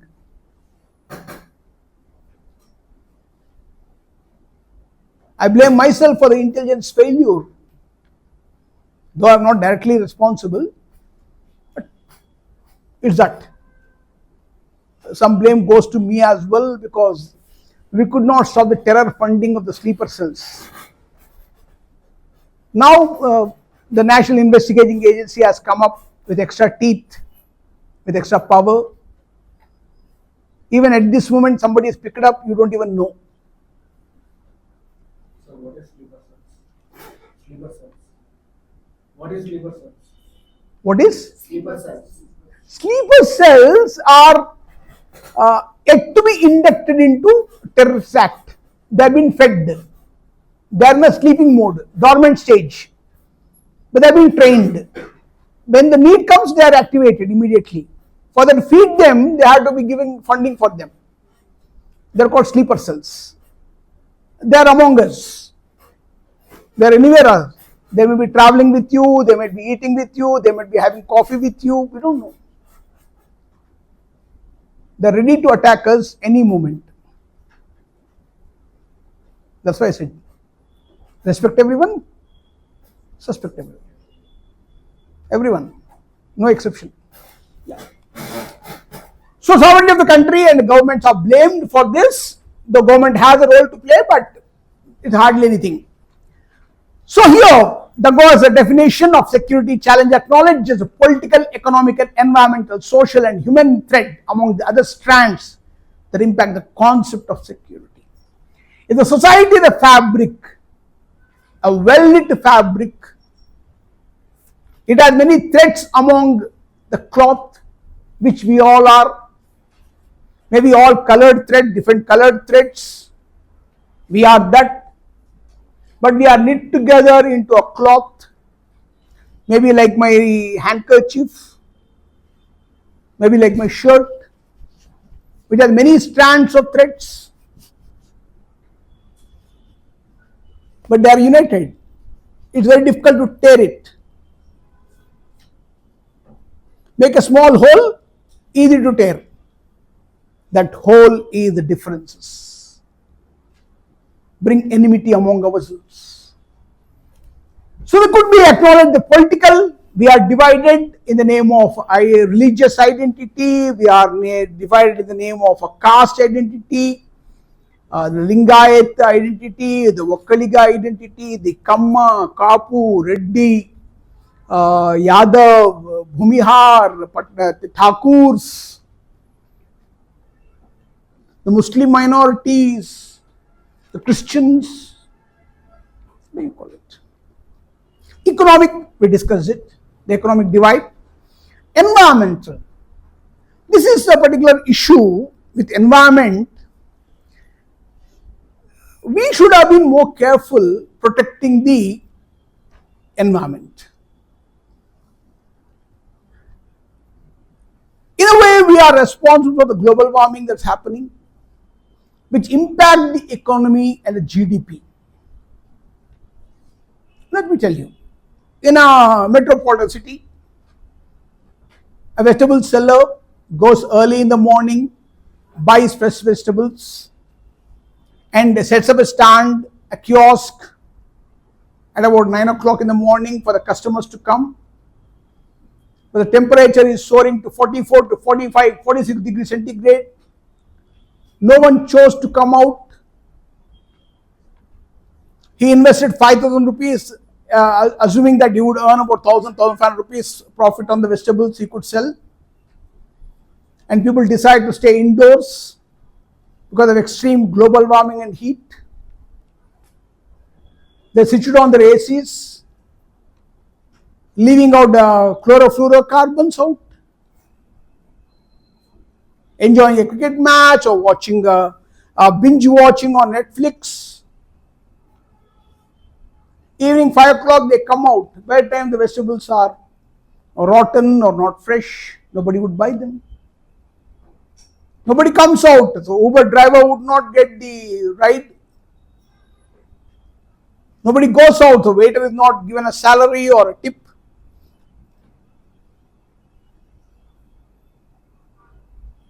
So aren't we creating the differences in society because of the environmental impact? In Hyderabad in 2021 Nagoya Protocol, COP, I was more interested in the economy part, so I was invited to present a paper. It was being conducted in a 5-star hotel, a very big convention hall. Centralized AC was switched on to discuss the environmental protection. I could not find a better irony than that. I gave my paper and ran away from there. They asked me to stay for lunch. I said, no, I am busy, I am going away. I was still service. I submitted my paper and COP, Conference of Parties, about the GDP impact and a country like India, why we should not consider the Paris climate and carbon credit part of it. Sustainable development is possible only in India if you plant more trees. But for metro development, we are cutting down trees. More children, more schools, more houses. And please don't tell me, don't worry Prakash ji, every child born, the land grows 10 meters. No, it won't. The land is same. The food, whatever we can cultivate is same, but only the population is increasing. It doesn't have an environmental impact. Our rivers are getting polluted. More pharmaceuticals are being produced. So more effluents are left out into the system. Go and see Yamuna once in Delhi. The same Yamuna you see in Vrindavan, the same Yamuna you see in Delhi, by the time to come to Agra, it becomes a gutter nala. Because all Agra tanneries are leaving out phosphorus and chemicals into river water. Aren't we responsible for all the marine creatures that are driving, the coral bleaching that is happening? Social, I think the less we talk about, the better. I already explained in detail. And human thread. We as a human connection. We should stay strong. We are strong as long as the thread is strong. Once we are weakened, we are broken. It's very easy for the enemy to penetrate into us, create the differences more, and kill us easily. Because we give them the place to disturb us, to kill us.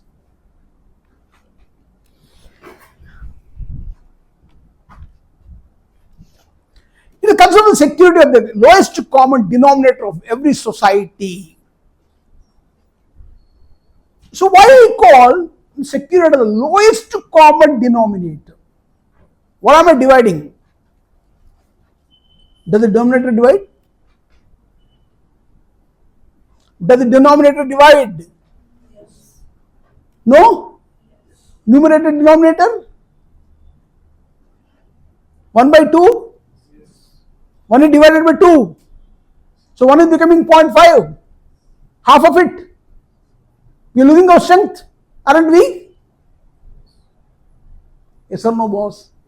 हाँ तो बोलना, जोर से बोलिएगा. भूख लगी है, कुछ मंगाओ. हाँ जी. Namely, the human being.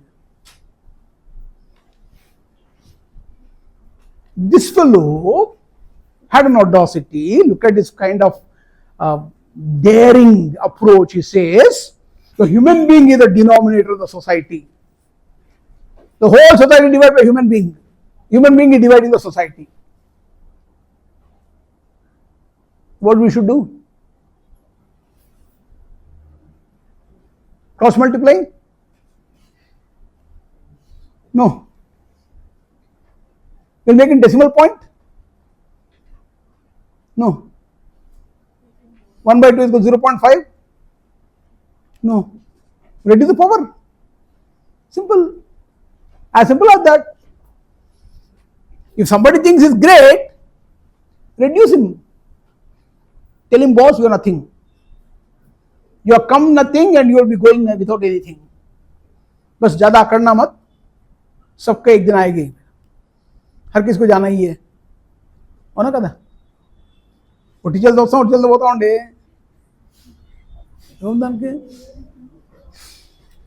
Which has resulted in that, I'm not a Telugu man. ನಾನು ಕನ್ನಡಿಗಲ್ಲ ಗೊತ್ತಾ ನಿಮಗೆ? ನಂಬಿಕೆಲ್ಲಲ್ವಾ? अब जो मैं हिंदी बोलता हूँ सुनिएगा ध्यान से, तुरंत पता चल जाएगा कि भाई हूं और क्या करें यार. I love this country. मेरा रग रग में हिंदुस्तान भरा हुआ है भाई. क्या करें? I am Indian by core. If anyone disturbs India, I won't sleep. I won't keep quiet. Yeah. We are in the development of the concept of human security. This fellow dividing the society has caused an issue called I have a need a problem for security. When you are the denominator, God damn it.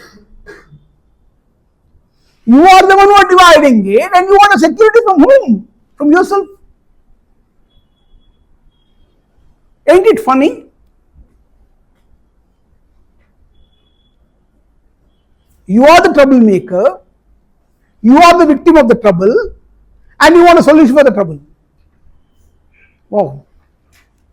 Very interesting. With the focus on the individual and the people, therefore, the definition of security related to the ability of the state to perform the function of protecting the well-being of its people. Now I come to the definition of security now. Protect the well-being of the people, or even I can say it better, let the people of this country live with dignity. Or I'll give a better word. Let each citizen of this country live with self-esteem. आत्मसम्मान के साथ जीने का हर किसी का अधिकार है. Article 21 of the Indian Constitution, right to life, in Oligarch Teles versus Bombay Mumbai Municipal Corporation, and categorical terms said, Every citizen has a right to livelihood. No one can take away this. You want to read the case, man? You want to read the case? Write on then. Oliga Telis versus Bombay Municipal Corporation. In this case, the Supreme Court of India asserted that Article 21 of the Indian Constitution, right to life. Shall I go slow? You haven't studied it. Right. In Oliga, O-L-I-G-A, Oliga Telis, T-L-L-I-S, Telis, Oliga Telis versus Bombay Municipal Corporation case, the Supreme Court of India, asserted that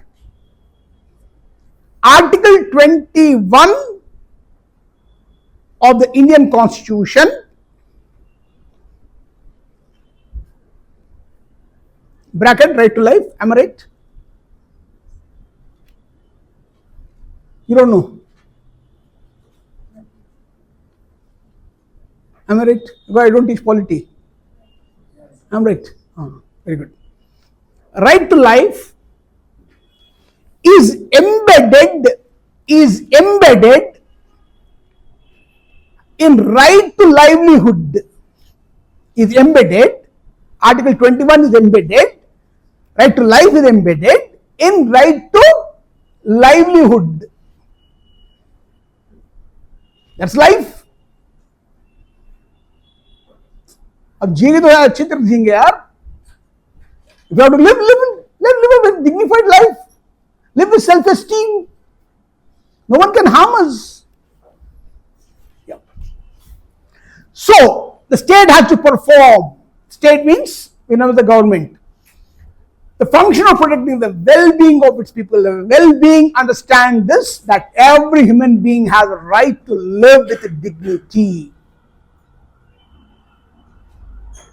with self-esteem.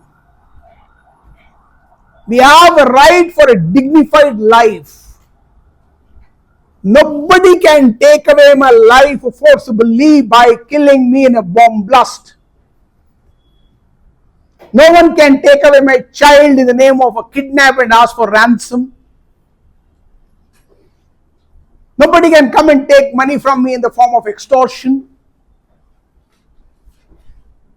No girl shall be trafficked in the name of providing employment and selling in, the escort service.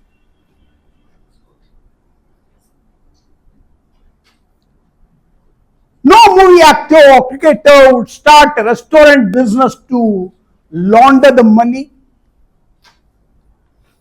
or start a clothing brand which a t-shirt may cost 200 rupees but the market price is 2,000 rupees with the wrong spelling of wrong.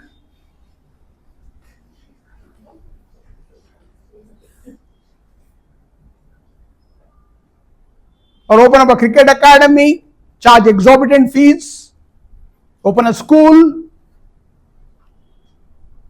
open a gym.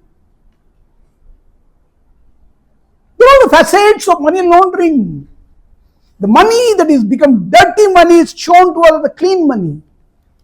I'll give an example of a restaurant business. When you go out to eat, suppose you order 2 tandoori rotis, 1 dal makhani or 1 paneer sabji, jo bhi hai.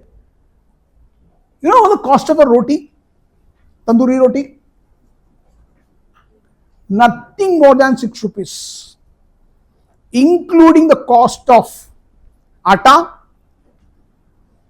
and all the ingredients that go into it, and the oven in which the roti is made, and the fees for the chef. But they charge me anywhere about 50 to 60 rupees per roti. 1 bowl of dal costs anywhere 200 rupees. The cost is not more than 20-25 rupees. 1 cup of tea in a 5-star hotel or a big restaurant costs me 200 rupees. These receipts are shown as legal income. The investment that comes is illegal money. Turned into illegal money and coming as laundered, laundry, cleaning, dirty money, turning into clean money.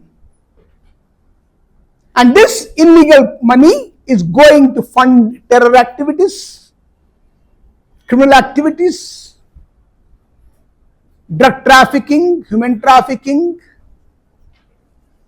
A rural girl child or tribal girl child is brought from her parents, assuring a job in a house as a maid or in a mall as a sales girl and all. The parents are almost ready to get rid of her. 18 to 19 or 20-year-old girl, having a great aspiration to live a city life, comes to city, trafficked,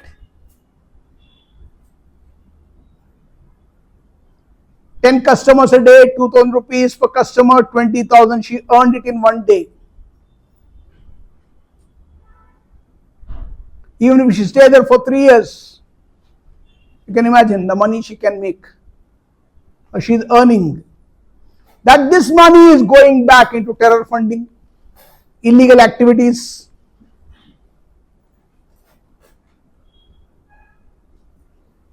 We are paying to kill ourselves. That's why it's a human thread. Yeah.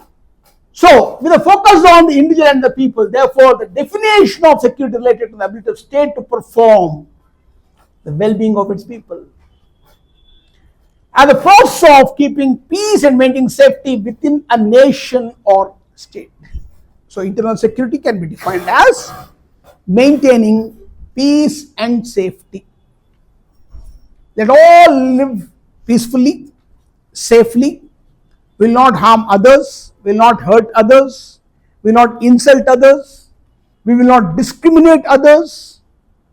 Whoever they are, whatever they are, wherever they are, however they are our people. Let's accept them. Let's not have any differences. Let's not nurse those grudges. We are creating these problems for ourselves. Now, what are the constituents of the internal security? There are myriad attributes. Myriad means various, for want of a better word. Wow factor in UPSC. Sometimes you leave such a word, the examiner knows, wow. Learn the trick of writing one word there, not every word. Don't write the GRE language, not Shashi Tharoor's language. That fellow get confused. So, be simple, but sometimes one. This could be enumerated as maintenance of law and order. It's a very good thing that we maintain peace, calm conditions. Law needs to be respected, followed by all the people. America's aggressive posturing, Venezuela. I have this doubt since morning. I think you are getting that turning news into notes. No? I'll be sending it. I write a daily column of current affairs called Turning News into Notes for UPSC and beyond. So today in the morning I wrote on Sadhan about the microfinance institutions. I keep writing. In fact, I'm writing on a Venezuela case. I have this doubt. When it comes to US, why UN is always mum? Other countries it jumps and hops and talks about human rights, securities and all. अरे president को kidnap किया यार? कुछ नहीं हो रहा है. Oil politics. Right. How you better know? Better? Yeah. Better law and order. Ensuring law and order is the prime responsibility of the government to take sure rule of law prevails. The law-abiding citizens are not aggrieved in any way. We are following the law. We are a law-abiding citizen. We should be protected. You don't follow the law, we should be punished. There's no second thought about it. Come what may, whoever they are, punishment is punishment. That could be Prajwal, that could be Airavata actor. Who is that? Haji? I don't remember that name. But I watched a movie in a bus. Once my flight got cancelled, SpiceJet falla. So they put me in Airavata bus. Magunanta Nidrisi. One night journey from here to go to Devanhalli, from there Hyderabad. No, very big, so we'll go to Hyderabad in Airavata bus. The driver played Airavata movie. Can you believe? I could not believe. A girl falls in love with the hero because he can run faster than a horse.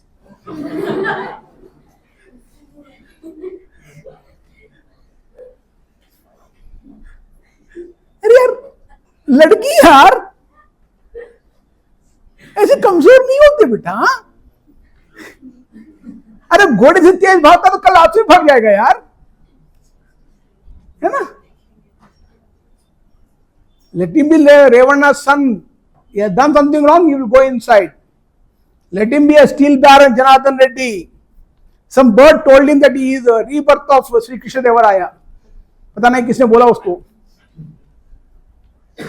He had a gold plate, gold chair, gold spoon.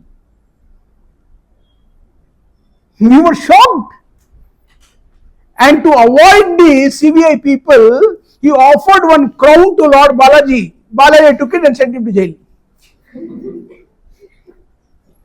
Lord Venkateshwara also great fellow. Whatever you give. I won't spare you. You go. And you are the people, I don't know how Kannadigas have elected Ramesh Jarikoli, what's his name? जो भी है. How could you elect him back? ಅಷ್ಟು ನಾಚಿಕೆ ಆಗೋದಿಲ್ವ ನಿಮ್ಗೆ? ನೋಡಿ ಟಿವಿನಲ್ಲಿ ತೋರಿಸಿದ್ರಲ್ಲ, ಓ ನಮ್ಮವರಲ್ಲ ಅವರು. ಆಗಿರ್ಬೋದು.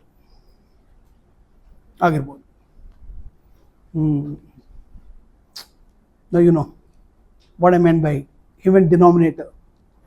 Right. Safeguarding sovereignty of the nation, the challenges posed by the state and non-state actors. Non-state actors are the people otherwise called who are not in the country, who are not of this country, who come from outside the country and perform a terror attack and go back or die, whatever the case. Either kill or they get killed. Like Pahalgam wala, Ajmal Kassab and all these people who came and a terrorist attack happened and went away or got killed. Naxalism need to be neutralized in order to protect the sovereignty of the nation. I will give the word Naxalism in a very simple word. There are two words associated with it. Don't get confused. Naxalism, Maoism. There are two words which are in common usage. Urban Naxals, there is one word here. Koregaon Bhima or Gauri Lankesh. What an example, man, Bengaluru people.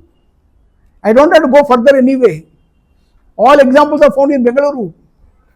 Heard about Gauri Lankesh? Good. She was an Naxal supporter, so even today no case. Even CBI did not file a report. It was asked to shut her mouth. But anyway, that's a different story. The word Naxalism comes from a village called Naxalbari in West Bengal. In 1967,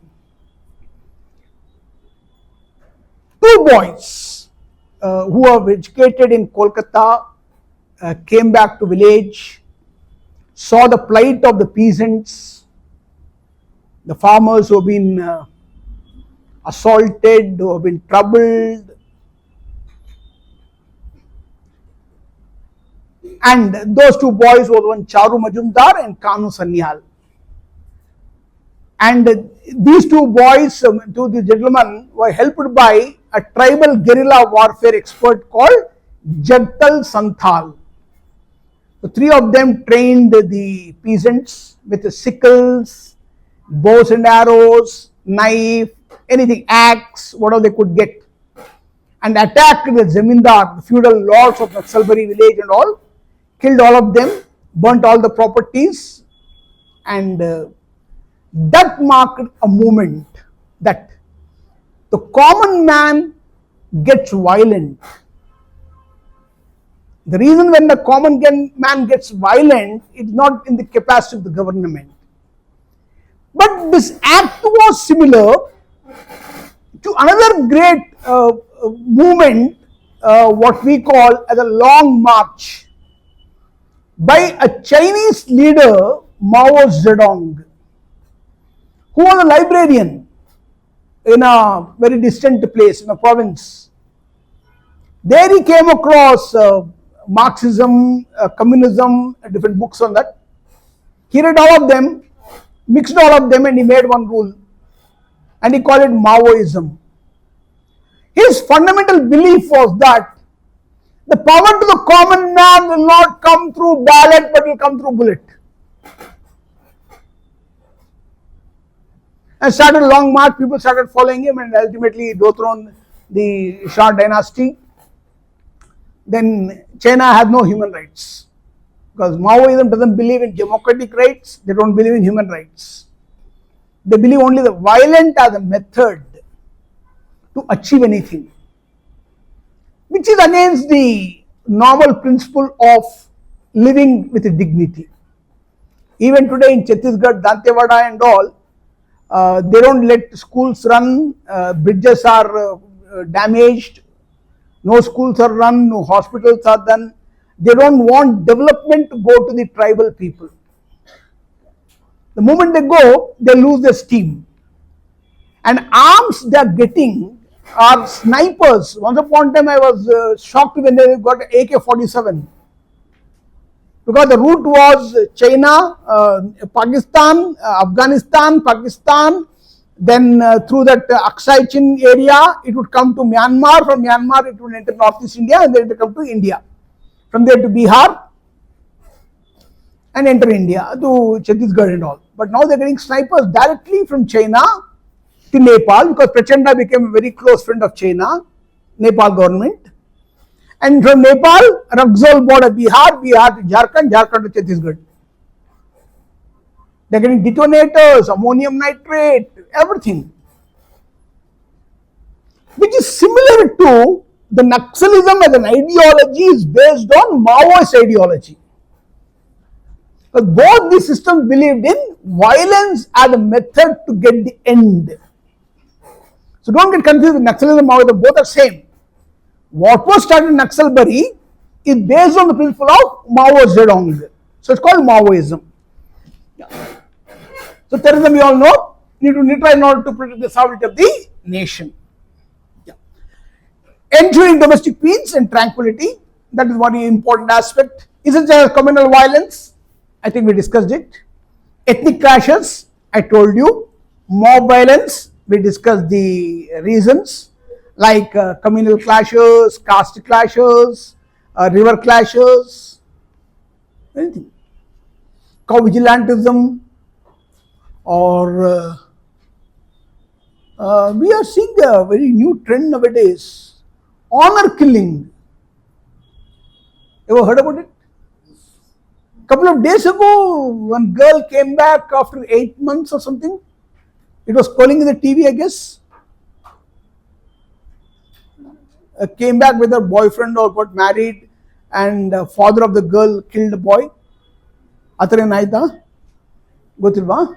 Agirbodu. Quite possible. Honor killing. Okay.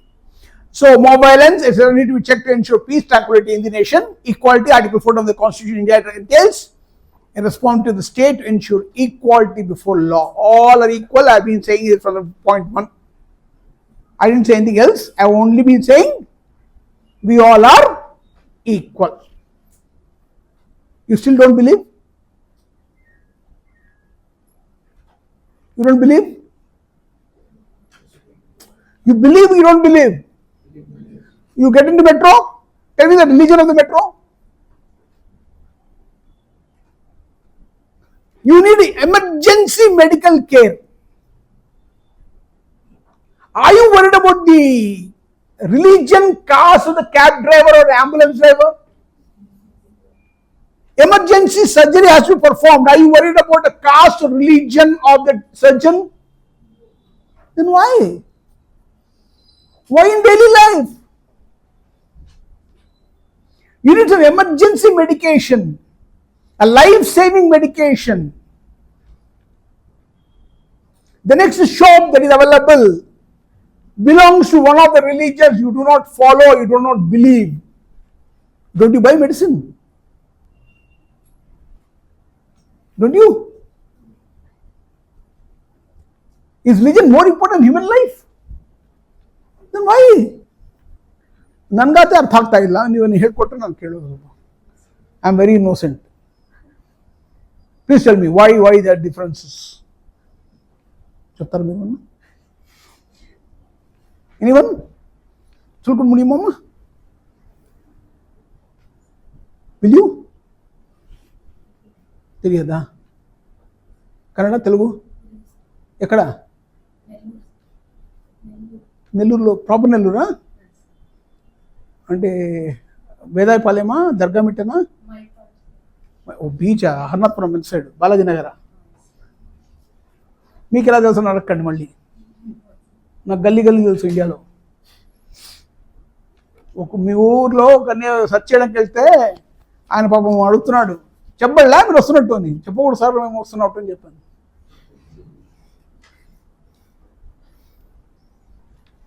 మేము వస్తున్నామని చెప్పాలంటే ఆయనకి income tax వాళ్ళు వస్తున్నారని దాచుకుంటాడంట ఆయన డబ్బులు. గొప్ప అనుభవం. రైట్, చేసేద్దామా సమాజాన్ని క్లీన్? ఉతికేద్దామా? उगियोदे धो डाले बेटा, समाज को साफ कर देते बेटा. चल, we all are equal, nothing else. Equal to law says to ensure rights are protected, come what may. I don't know, Article 21 says right to life. I have a right to live dignified way, with dignity, with self-esteem.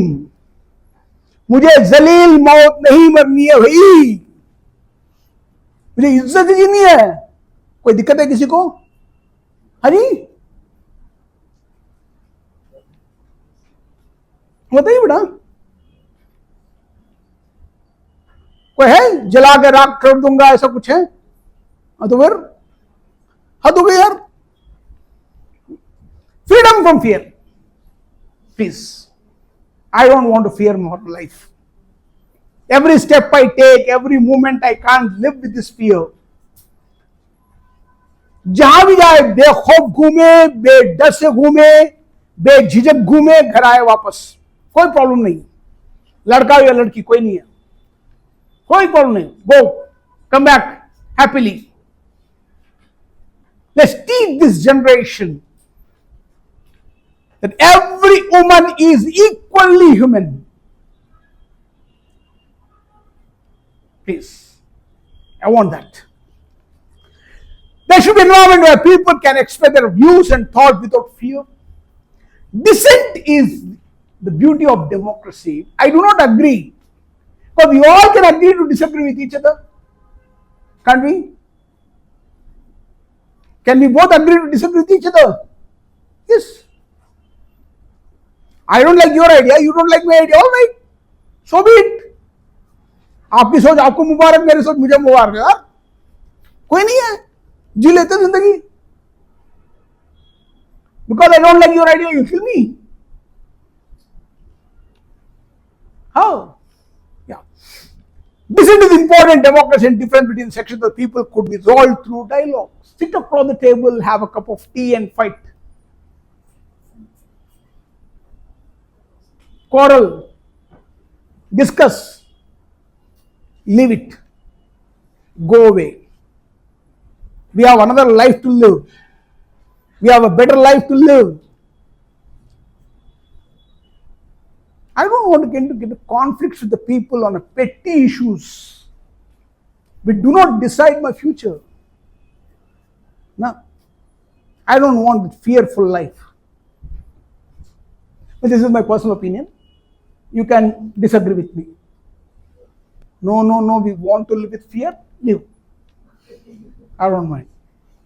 ಅಷ್ಟೆಲ್ಲ ಅಂಜಿಕೆ ಹೆದರ್ಕೊಂಡು ಆದರೆ ನಿಮಗೆ ಇಷ್ಟ, ನಾನೇನು ಮಾಡಲಿಕ್ಕಿಲ್ಲ. What is the difference? Both are same.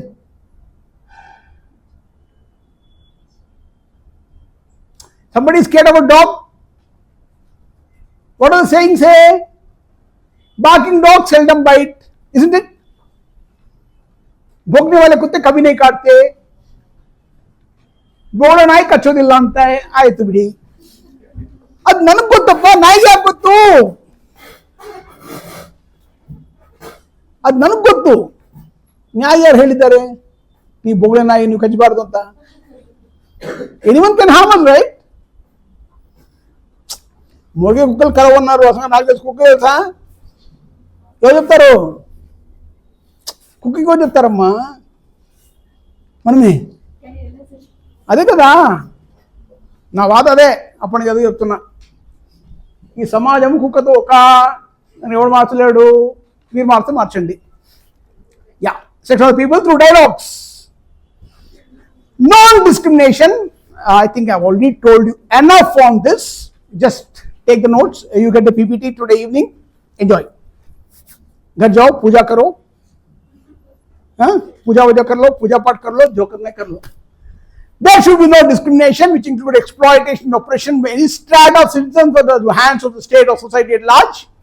The weak needs to be protected and should enjoy freedom and rights. No discrimination whatsoever. No caste, no religion, no gender, no community, no identity, no complexion, nothing.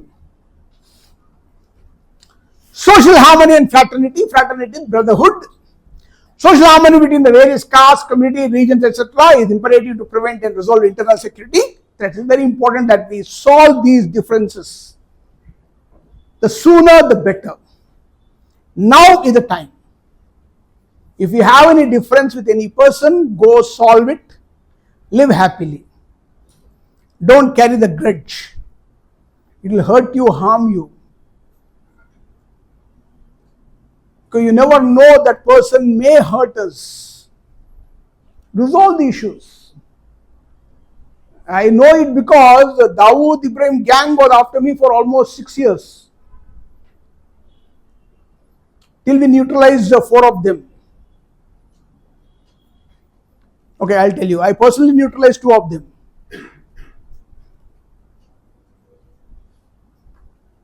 I have no option. I need to live. They were creating more harm to the country, so I had to take away. They have no right to live in the society. That's an ethical point from the war. In a war, everything is fair. You have to kill the enemy, you have to kill, otherwise the enemy will kill you. But you kill the enemy. As simple as that. If I don't kill the enemy will kill me. Who better kill? Who should die? Enemy should die. As simple as that. That's what Lord Sri Krishna said in Bhagavad Gita, right? Go do the war. Do it.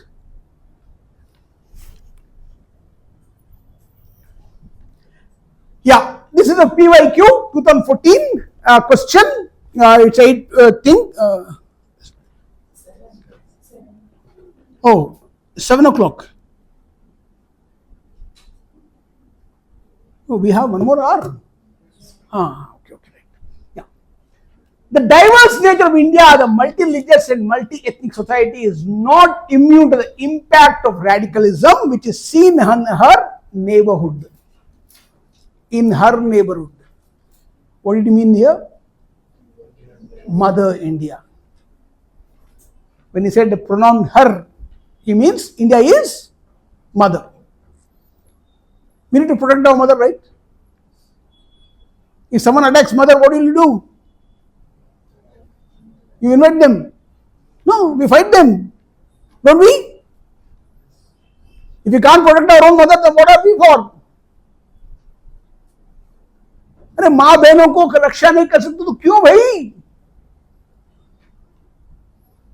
तो This along with the strategy to adopted to counter this environment. So this is one particular question just coming to 2014. How to write the answer? I'll show you how I wrote it, which is typical UPSC answer. You just read once. Yeah, you read it. Let's see what I meant. India is what I told you. In fact, the whole answer is an encapsulated form. India is a multi-religious and multi-ethnic country. Ethnic, when I mean, is identity. See, our identities are two kinds. One is genotype, the other is phenotype. Scientifically, there are two kinds. Genotype is what your DNA carries, maybe your parents' material it carries. The chromosome, the center part of the cell has a nucleus. Nucleus has 23 pair of chromosomes, 22 pair of autosomes. They carry about your liver, heart, brain, hair, eyebrows, eye color, complexion, a lot of things. And one chromosome, set of chromosomes is called sex chromosome that determines whether you should be a male or female. Because father only can give Y chromosome or X chromosome. Mother invariably has only two X chromosomes. She gives only X. She can't give anything else. Her ova has only X chromosome. But father's chromosome ova has an X chromosome and a Y chromosome. This Y chromosome, if it enters and becomes a zygote, a male child is born, like I am born. When my dad gave X chromosome, my sister was born. As simple as that's all. That's the only difference. No one can determine why we should be a male or female. No one knows it. Otherwise, we are same human beings. Same aspirations, same dreams, same air we breathe, same food we eat. Everything is same. Genetically, we may be different, but we are that. There should not be a difference to discriminate. That is genetical part.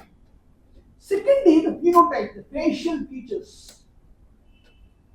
How my nose should be, how my forehead should be, what is my skin color. I can't do anything about it.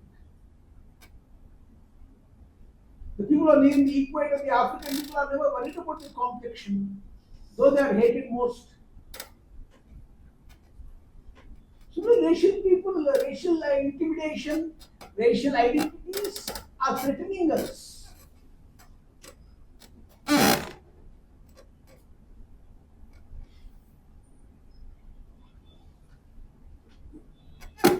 So, labels is set, but it also makes society vulnerable to radical ideas. Radical, when I mean radical, root.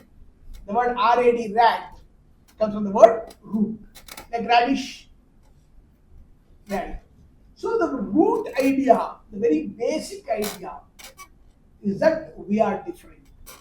We've been, from the very beginning, we have been given that seed, we have been sown into our brain.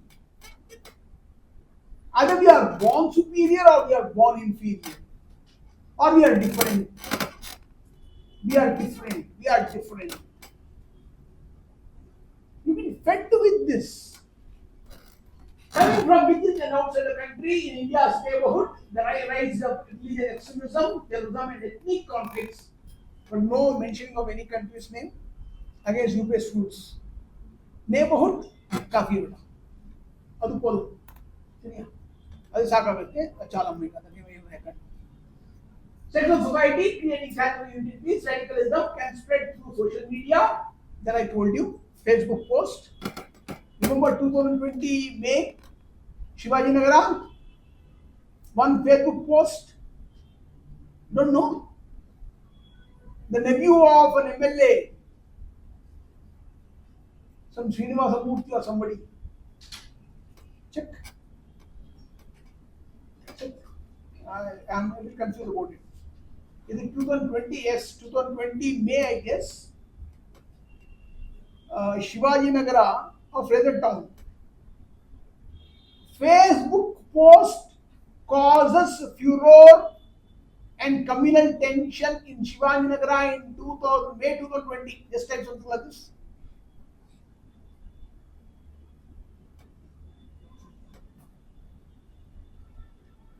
Sita, ನೋಡ್ಲಿಲ್ವಾ? తెలుగు వాళ్ళ ఎక్కడ? మహబూబ్నగర్ జిల్లా. ఇప్పుడు జిల్లాకి వెళ్ళి నాగర్ జనార్దన్ రెడ్డి గారు, JC brothers. మరి ఇక్కడే చేస్తాను, ఇక్కడే చేస్తాను. బెంగళూరు ఏం చేస్తున్నారు? ఉదయం చేస్తున్నారా? Coaching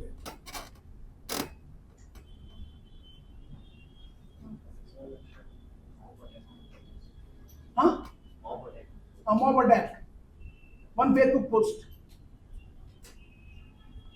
Am I right? It's about a Facebook post, right? About religious part. One comment. Cross-border support to extremist groups to exploit social and economic grievances for the cross-border. It comes from Pakistan or section border. POK enter Nepal. From there it enters Bihar.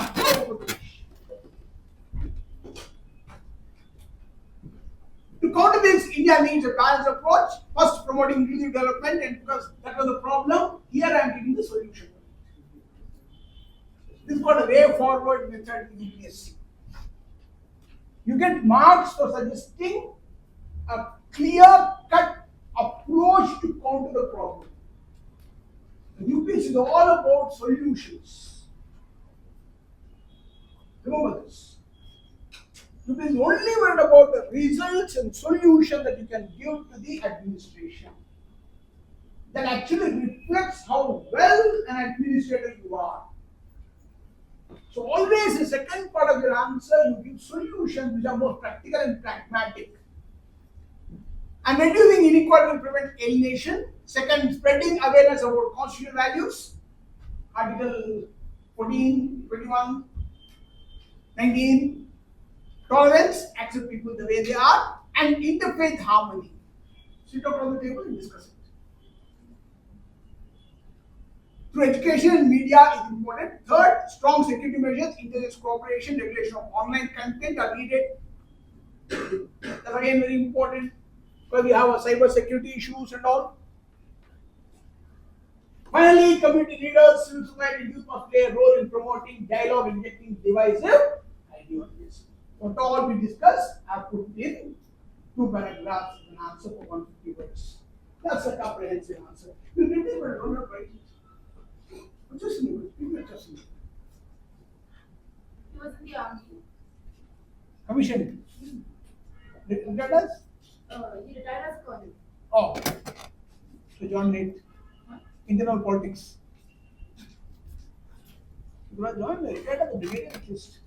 Oh, it was, he had an accident. Huh? He had an accident. Oh, something like this. I could guess it. But generally people don't retire as colonels. Like I don't retire as a national commissioner. I would have retired as commissioner. I had 2 suspensions and 1 punishment. And I once hit my joint commissioner when I was assistant commissioner. खींच के कान में झपड़ मार के वो बंदा चुप बैठता तो कुछ नहीं होता लेकिन खुद जाता होता नहीं इसमें तो मुक्ति बर्बादी ಅವನೇ ಹೋಗಿ ಹೇಳ್ಕೊಂಡೆ ಎಲ್ಲರಿಗೆ ನನ್ನ ಹುಡುಗ ಅಂತ इंक्वायरी मिट गई है ना सॉरी बोल नहीं बोलूंगा परमानेंट पोस्टिंग हाँ चलो the transmit Andaman Myanmar infiltration. Every day sitting on board, 10 people with carrier, tiffin carrier. This is Narkondam Island. This is Barren Island. This is Duncan Passage. Boat में घूमते थे. चलेगा. There is a man-made disaster. Disaster is mostly associated with calamity. Aster, start, two stars strike each other, there could be a collision, like asteroids and all. So, like lightning, earthquake, floods, cyclone, tornadoes. What are they called? This is one disaster. The maximum number of people are killed, like earthquake, cyclone, anything like this. A large number of people are killed. Are you coming on? You should be new to the class. Okay. You're from Kerala? Yes. Phenotype. But sometimes it's very difficult to identify, but I can. Some mannerisms we can identify. No problem.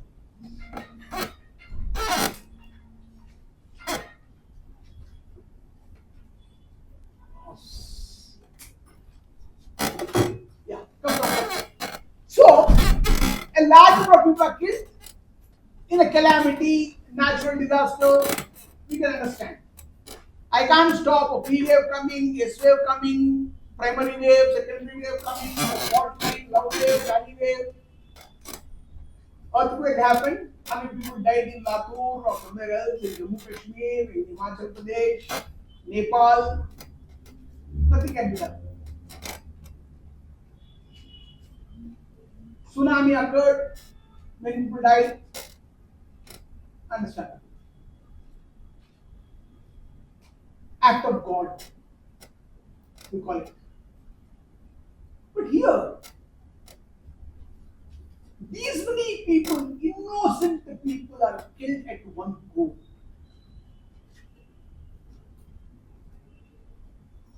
Only to prove a point, to tell the people of the country, the government you elected is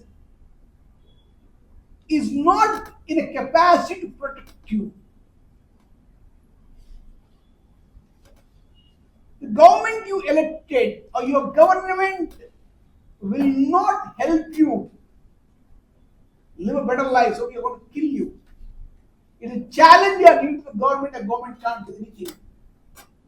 हम तो आप इसी तरह मारते रहेंगे, आप जलील मौत मरते रहेंगे, बस यही सूचना देनी है, बाकी कोई मकसद नहीं है.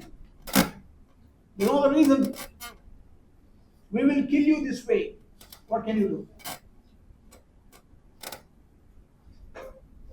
This disaster, it is made by a man. Man means human. Just don't go by. It could be entity, it can be Pakistan, it can be anything. Or any group for that matter. I would even call Vishwa Hindu Parishad as Bajrangal people attacking on February 14th also an act of terrorism. या तो राखी बांधो या मंगलसूत्र बांधो, यार आपको ना भाई. Who the hell are you? Why are you terrorizing me? Have you heard these cases? On February 14th, day, one boy approached a girl with a rolled rose and maybe a teddy bear or silk chocolate. The chocolate reminds me, I tried it, I could eat normally. I don't have to lick my lips and all. After watching the ad, I ate it. अरे ऐसे क्यों करती है लड़की? जितना भी silk हो यार, सिल्क तो सिल्क है, but you can eat it normally. I tried it. I could eat the chocolate normally, no issues about it. Anyway, that's about it. So you give a chocolate to the girl and a rose and propose to her, and she says, "I'm not interested in that. You find a better girl for yourself. I have my own career ambitions. I have my own plans for my life. You carry on." He think about her. He went to the nearest chemical shop, purchased 1 liter of concentrated head to SO4. No license required. Any Tom, Dick and Harry can purchase it. Poured on her face. Please come. chemistry lab, in a pipette 0.1 ml on your little finger. Not, no? Hurts, right? Burns. 0.1 ml on your little finger hurts you. How much that girl should be taking on 1 liter on her face and other parts of the body? Why? Why? Doesn't she have a right to live a life of her choice? You propose and she should accept it. And she spawns, you go and buy acid and throw on her? Have you heard the case other way around? Can a girl propose to a boy? Yes. Can a boy say no? Yes. Can she go to chemical shop? Does she have money? Can she buy chemical acid? Did she have a pot? No. Yes. You know. Okay, what is the ratio of female is to male attack? 1:10? So, exceptions are always there. But anyway, I am little, I have a soft corner for girls. That's quite evident now. So that is also terrorism. A teacher punishing a child for not doing homework is a punishment, is terrorism. Threatening someone with the dire consequences in a society is also act of terrorism.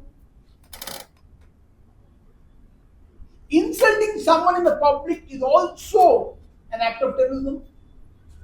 Whatever that makes a person uncomfortable to live in a society is an act of terrorism. That's simple as that.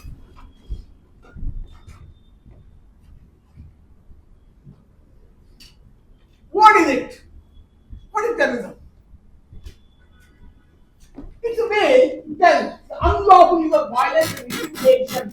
Intimidation, remember the timid, fear. This is intimidation. Like mother does it. Mama should do it, right? Whenever we did it, कुछ हरकत करते थे, शैतानी, अरे यार, मत बोलो,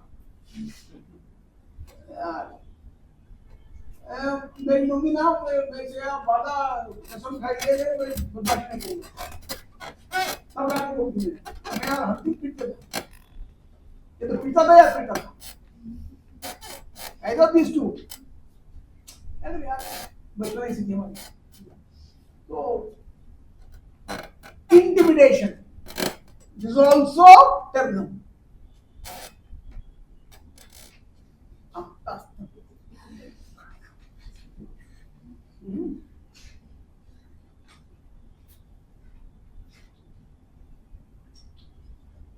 पवन कल्याण और पब्लिक की बच्चा पूरी स्कूल में कोई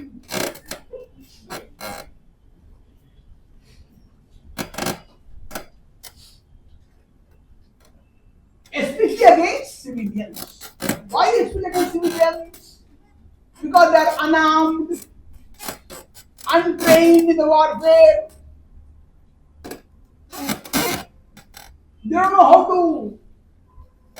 go for a battlefield. They don't give you a gun, you can't open it. You can't fix the magazine, you can't open the latch. You can't shoot. Tell you. If you shoot someone, somebody will get you. Okay, because you have to have the light machine gun. You have the strength of the shoulder to hold a gun. Or you have to have a revolver, you should hold it tight.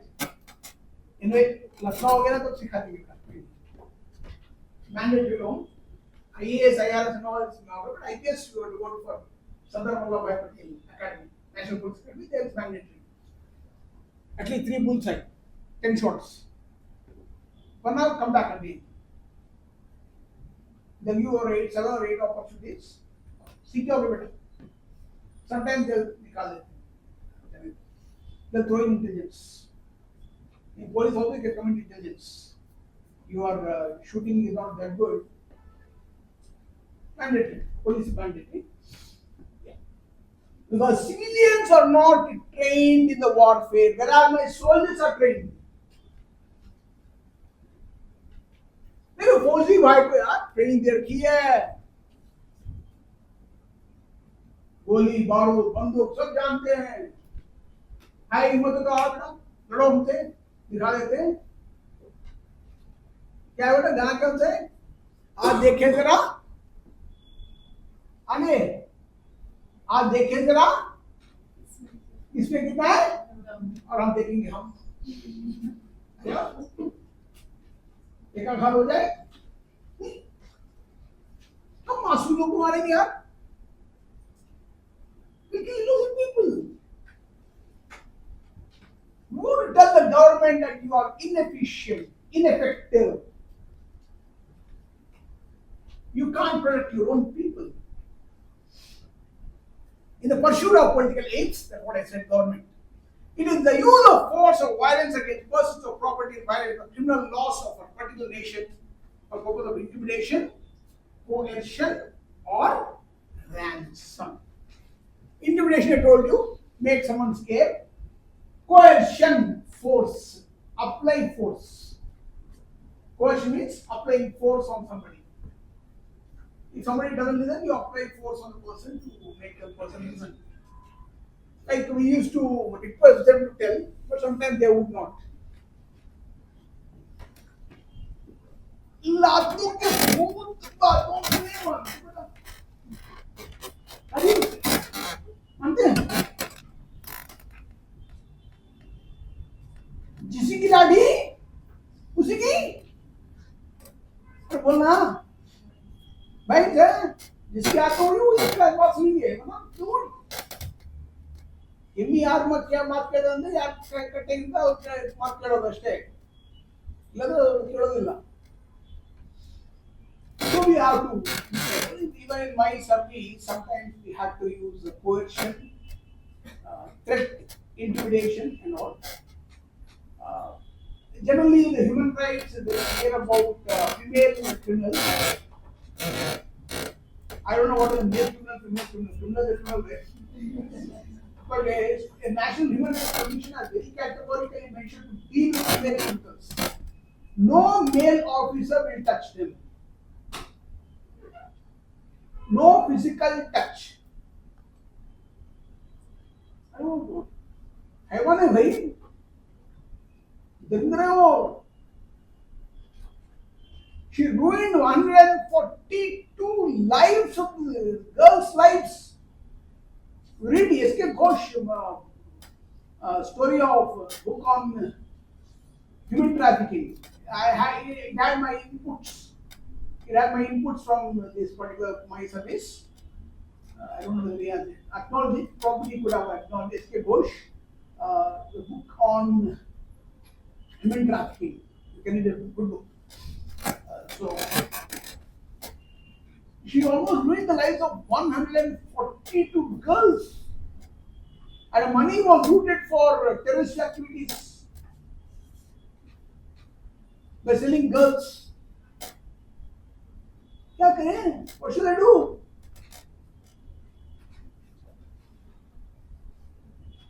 Are you too sensitive? Can you take it?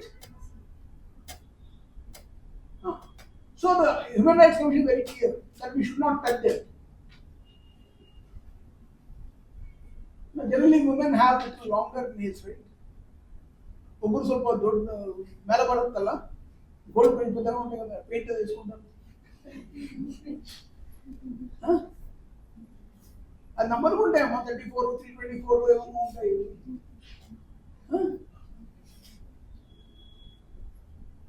పాలిషా? Okay polish పేట ఏదైతే ఏ రాయితే so that kind of thing. So they have longer nails. That lady also had it. Human Rights Commission very categorically said no.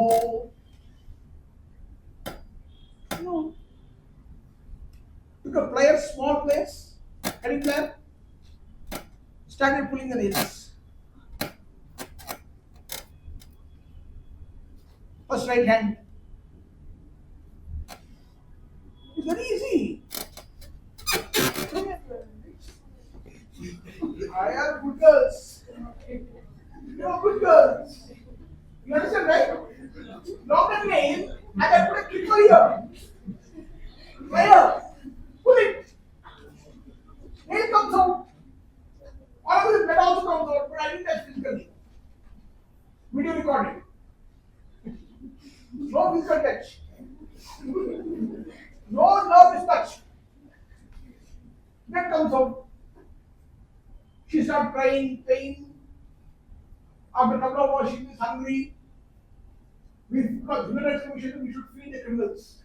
But we give them rights. But unfortunately, we could not get sambar or chal. So we gave chili powder and salt. Now mix it and eat.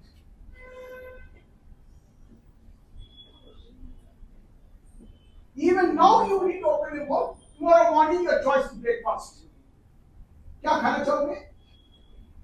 पराठे मिल जाएंगे पराठे आलू के 2 आलू के पराठे दही और अचार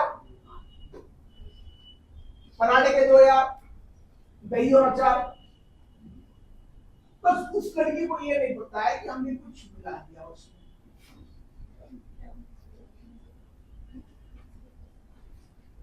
See, after all, human beings, right? There is a method of excretion. One of our boys brought parathas and gave it to her. She ate it. Within 10 minutes, she had loose motions. Not 1 or 2, but almost in 1 hour time, she had 20 times. And don't expect a 5-star hotel washroom and all. Very dirty, no water as well. She can't even come out because she had already done it in her clothes. She can't stay in the washroom. She can't come out.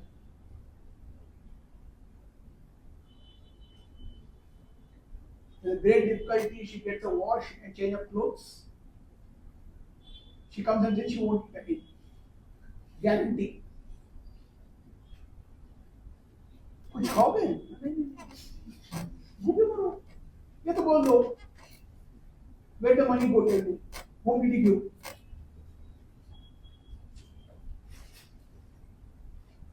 Human Rights Commission very categorically said, give food to her. He gave it. अब उनकी जवाब को मैं क्या करूँगा? उनकी पेट खराब हो गया, मैं क्या करूँ? Why? I can also play around with the Human Rights Commission. No physical touch. Record, video record. Within 48 hours, she gave all the information, including all the connections, loose dots we are connecting. We got it. In other case, the truck was coming from Nepal. Nepal brought it to India. So, actually, truck permission was to bring the dairy, milk products, vegetables and all. But in the milk can there were ammunition, arms and ammunition, detonators, bullets, revolvers, from milk can. Then we have intelligence input and the corporate of that fellow. We stopped it and we checked it. For the Intel Pakka, we threw all the milk, we got the ammunition, we seized the vehicles, gave it to Uttar Pradesh Transport Secretary handover because we can't do anything. We are only DRI people, not intelligence. Our job is to take care of it and leave it to the state government. Because transport comes under the state list. So we gave it to secretary. That lady, she sees all the 18 trucks. Nitya Mahashay came to talk to her, request her to release the vehicles. She said, no, they have been seized by DRI people, central agencies are involved, I can't do anything about it. Madam, please. No. I can't do anything, they are not under my control. हाँ सही कर दीजिए हम ले जाएंगे नहीं हो पाएगा नहीं करूँगी The story is that this IAS officer has a daughter She is married to a particular family. And that family, the daughter's in-laws family have another daughter-in-law, elder daughter-in-law, her mother-in-law, and her sister-in-law. छोटी 18 साल के 17 साल की लड़की. All of them had food at 9:30, 10 o'clock. Old man, elder brother-in-law, husband, father-in-law, elder brother-in-law, husband. 3 men, 4 women. She, her sister-in-law, younger sister-in-law, that is husband's sister, and her mother-in-law. 4 men entered, tied all the men back to the chair with a rope. All the women were made to sleep, took turns in assaulting them. All the men saw all the women being. The father saw her both daughters-in-law, wife and daughter getting assaulted. One son saw his wife, his brother's wife, and his mother and his sister being assaulted. After 2 hours, they gave a warning that if you don't tell your mother to release the vehicles, she'll come again tomorrow. The boys went away. She took the phone and called mother and said, this is what has happened. Next morning, vehicles released. She had no option. After 14, 15 days, again according to input, the vehicles are coming with ammunition. And how could they come? Then we all went. Actually, I was not a leader, I was one among them. Then Surekhadi, who was chief, IAS officer. Again, we called the vehicles, again, we took the ammunition, again, seized the vehicles. And we asked, ma'am, how could you leave the vehicles like this? It's wrong. I know that, but I had no option. You've been given a bribe or you've been threatened. Don't ask me anything, I can't tell you anything. I have to leave the vehicles, I'll release. If you see them tomorrow morning, I'll release them again. Very clever, IAS officer told me this. Even if you go to Chief Minister, Chief Secretary, I'll do the same thing. I said, what is the problem? Actually, my senior was there. Surinder. So, can you go in a car with a personal car? We were almost 20 kilometers Dhaba. We sat in a corner. She told what happened. This is what has happened. Now tell me what should I do? I can't expect my daughter's in-laws family suffer because of me. My honesty, my integrity, my ethical value should not make my daughter and other 3 women suffer. So leave it to me. Done.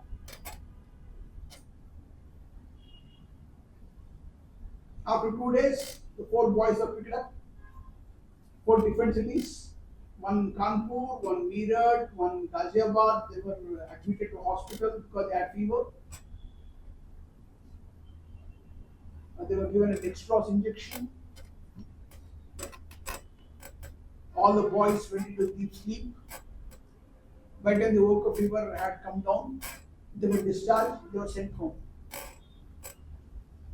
Only after a few hours they came to know that they have been incapacitated forever.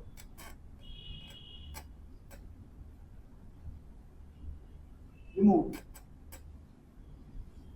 Organ is there, but it won't function. If the person doesn't know how to use the organ, it will not function anymore. They can't even touch their wives in their legs. The organ is only for urination now, nothing else. And this fellow who threatened this IAS officer, the boss, suddenly wanted to eat fish. And that too in Kerala, Addl, or Kottayam beach. He was going in a boat to eat fish from that particular part. I don't know what happened. Suddenly he tied one big chain to his leg and a big stone and he jumped into the sea. Almost 15 kilometers from the sea. His wife gave a police complaint, missing complaint, but I don't know what happened after that. I could not do justice to the family, the girls, but nothing could be done. Any act need to be dealt the way it should be. Right. You are forced of violence against persons or property in violation of the criminal laws of a particular nation for purpose of intimidation, coercion, or ransom. Ransom is for kidnapping. The money we extract after kidnapping is ransom. For example, hijacking aircraft or kidnapping, the money taken is ransom. Yeah. Terrorist attack, everyone must be aware that the terrorist attack may occur at any time and in any country of the world. No country is safe. Like I told you, Russia, no safe. Switzerland, no. US, no way.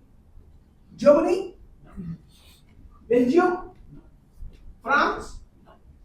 England, no. India, don't even tell them. How many scars that India had on its chest? Nobody can count it. No country is safe. In fact, India is the most suffering country as far as terrorist is concerned. Recently in Pahalgam, we know. Operation Sindhu. Violence and conflicting interests cannot be consensually reconciled. Why there should be a violence? Because conflicting views. I don't agree with you don't agree with you, fine. But it can be consensually and sit across and discuss, solve it. What is the big issue? What is the big deal? No. No. We won't do that. We'll fight. We'll kill. What is the issue? Religion? Okay. What else? Political motive? Understandable. We can discuss it. Whatever your grievance, whatever your problem, that can be solved with discussion. Violence is not an answer to any problem. Prove me wrong. Tell me which war has ended violence in the world?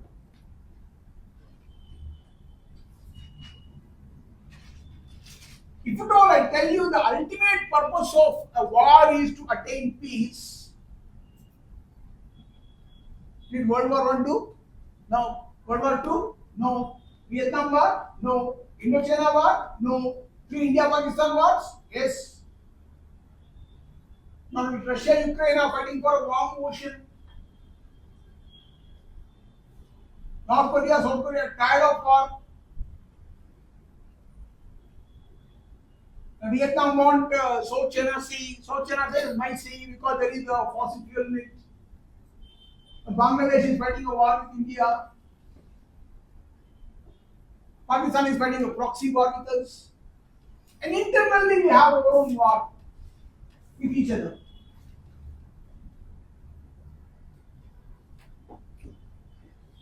The hostile external, hostile means unfriendly. The word hostile I use with, who are not friendly with us, are hostile. Not enmity, but not friendly. We not necessarily be agree with each other, but we can disagree with each other as well. External forces take advantage of the situation through subversive propaganda further accentuate these conflicts. So when they come to know that we have the differences between us, these forces further accentuate, exacerbate, further create problems. In a small hole, they make it larger so that the fabric is broken. The peace is shattered in the society. We are not allowed to live happily in the society. Terrorists often use their threats too. Why do they do this terrorist activity? Create fear among the public. Ultimately, the purpose is create fear among the public. That is terrorize. Terror is near the Kannadದಲ್ಲಿ ಭಯೋತ್ಪಾತ ಅಂತಿರಲ್ಲ ಭಯೋತ್ಪಾತೆ ಪಾತ अरे बोलना Bhayotspada? Ayutthadani. Dani. Bhayotspadani. भयोत्पादनी okay अब एक बार उसने तो हो गया बेटा ये बेटा इन न हुआ जो लंदन अल्ले रहते भयोत्पादनी आया भयोत्पादन तो भया अंजी ಎದುರ್ಕೋಬೇಕು ಎಲ್ಲ ಭಯ ಗುಜೆ ಮಾಡ್ತಾರೆ ಒಣಗಿ ಚೆಡವೆ ದನಾನ ಬಿಡ ಕೂಡ ನಾನು ಹೇಳ್ತೀನಿ and the article of CBS Chicago, I can read it. You can read the CBS Chicago article.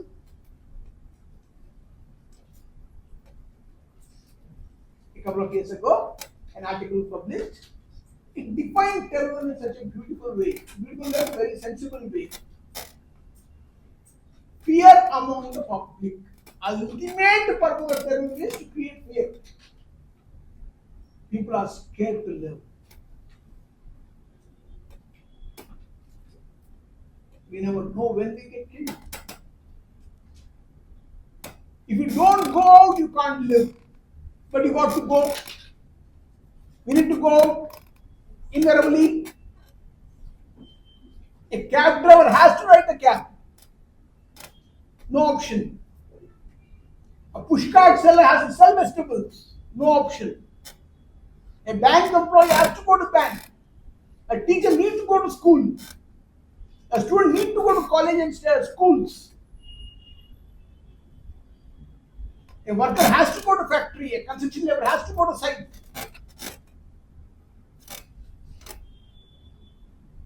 It's not a work from home for everyone. We need to go out. We need to come out to earn a livelihood. That's where I hit you.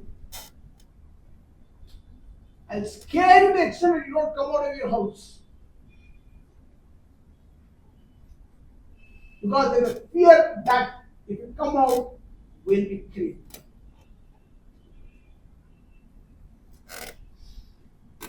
Try to convince them that the government is powerless to prevent terrorism. I told you. That's my definition of it. Tell the people that your government is ineffective. It is powerless. It can't protect you. How sad. Time and again, world over governments have been doing this. Time and again. Recently in the US, gunfighting happened, and then a truck entered a crowded place. US Homeland Security is ineffective, Indian intelligence is ineffective, National Investigating Agency is ineffective. Pakistan is suffering now from Baloch Liberation Army. They themselves are suffering. I'll show you the photograph now. That photograph is from Karachi.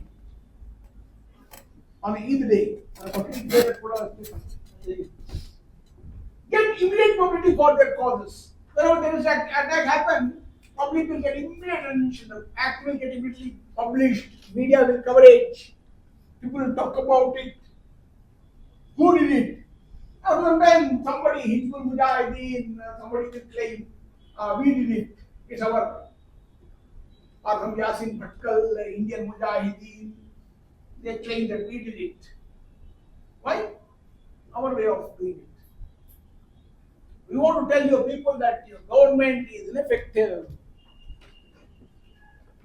Active terrorism include threats of terrorism, assassinations, like Gandhi, Rajiv Gandhi, Indira Gandhi, Khalistani, the LTT Rajiv Gandhi, Gandhi, Mohandas Karamchand Gandhi could be like Nathuram Godse, Abraham Lincoln, John F. Kennedy, Martin Luther King, Shinzo Abe, Japan Prime Minister, Benazir Bhutto. I don't know if Imran Khan is alive or not, we don't know. Seriously. Pakistan is not giving information whether Imran Khan is alive or not. Assassination, kidnapping, you know kidnapping? No. Yes, sir. Good. Which is the most famous kidnap ever conducted? By Ravana on Sita. Held her hostage. So husband would come and kill him. What a logic, right? I think the best case is that abduction case, kidnapping case. Mahabharata is the land grabbing case. Both are legal cases. Right. Hijacking, but be careful when you go to US and your friend Jack, both on the same flight, sitting in different seats. You have to say hello, Jack. Make sure that you say hello, Jack. Not the American way. Hi, Jack. Other captain speaking, who are answering to the airways and Homeland Security is coming, they'll take you. No amount of convincing will work. He is my friend Jack, and I call him, hi Jack. No. Come. So remember? Hello, Jack. No, hi Jack. Right. Bomb scare, hoax scouts and all. So there is a bomb scare. It will happen in BMS college. Pasanagudi, Temple, Bull Temple Road. The scare happened that day I was in the college. I went to meet someone, they called me. So, some UPSC course kind of thing. So, I went there to meet somebody. I said, nothing of that can happen. I have an intelligence report. Bomb scare and bombings. Cyber attack. You know, cyber attack. What do you call it? Trojan. A lot of things. Cyber attack. What is it? ARK file. APK file and all that. We take away the data from your mobile phone systems and all that. So make sure. Even the malls and all don't charge mobile phone. From the cable also they can take away the data. Be careful about it. And don't open every mail that comes with your spam, there is filter, and install virus protection like firewall and all that, firewalls and all. And use of chemical, biological, nuclear and radiological weapons. Chemical weapons, they can mix food poisoning or water poisoning and all. Biological, they can leave the germs, or they can nuclear, they can use any arms and all. Radiological weapons is something very funny. You have access to Google now? Search Havana syndrome. HAVANA. Havana syndrome.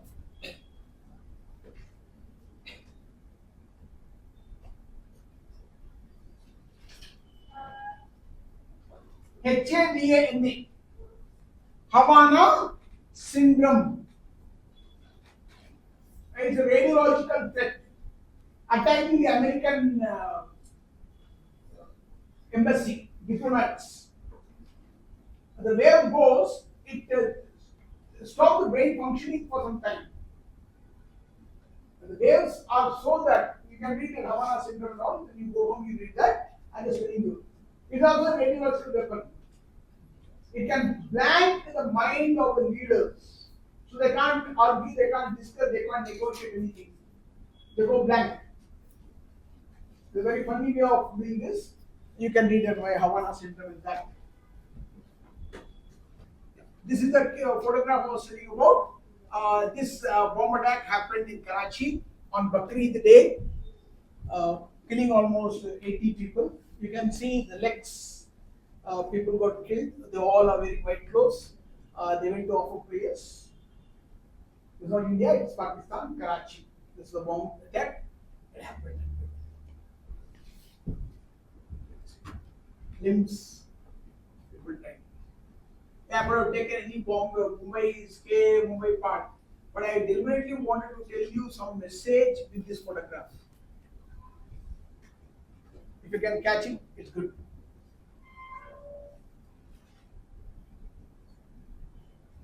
I repeat, terrorist attack happened in Karachi on a Bakrid day, and all the victims are Muslims. All the people died are Muslims. They went to offer prayers near Eidgah in Karachi. A bomb blast happened, and all of them died. And most of them died. What a message I am giving you. Fear, no religion, race, Loudly. Terrorism has no religion. It has a religion. It's not that I can't be so blunt. But no country is safe. Don't brand terrorism with one particular community. Can be anyone. Even we are doing it. Even India is doing now. Surgical strike is also terrorism. अरे आप छाती यार 56 inch की छाती काट के मार गए यार, घर में घुस के मारेंगे तो यार terrorism नहीं क्या? तो यार कुछ नहीं यार. अब terrorism, right? The disaster management therefore assumes great importance. If the internal security issues are tackled effectively, subversion with external forces to the extent becomes more difficult. So the disaster has to be controlled. Terrorism needs to be controlled. Right. So we'll see you tomorrow, 5 p.m. It's around 8 p.m. now. Yeah, 2 minutes to go. Yeah. Before that I leave, I'll remind you what we discussed. The session started with an introduction to security. Then we divided the security into two parts, internal and external. We defined them with sufficient examples. Then went on to use internal and external, external and internal. Then I told you the source. It is not new. In the chapter has been mentioned. Then we saw the historical background of security as an important measure. Then we saw why as a society we have created ourselves a problem which we are able to come out of it. How we ourselves have become a threat to our security. So this is one question we have been answering in the introduction of internal security. I gave a lot of reasons like political, economic, environmental and all the reasons. You'll get the PPT. I'll tell the management to give the PPT to you. In a group you have. Yeah. So that will be shared. Tomorrow we'll continue terrorism. From there we'll take up extremism. From there we'll go to borders of India, Bangladesh problem, Pakistan problem, Nepal and all these issues. Bhutan we don't have any problem. Myanmar we have a problem, but that can be tackled, not an issue. After that we'll take up Northeast India. What is the main issue with the Manipur? Cookies, Metis live in plains, Cookies live in the hills. Cookies are basically Christian community, they are tribal, whereas the Metis are Hindus, they come from a particular dynasty and they are in the plains. But Manipur government made a funny rule that Metis are also STs, whereas Cookies are especially ST. Cookies can come and work in Metis area, but Metis can't go to Cookies area. There's some conflict is going on between them. Funny thing is, the arms given to Cookies to fight Metis and arms given to Metis to fight Cookies are from the same source, China.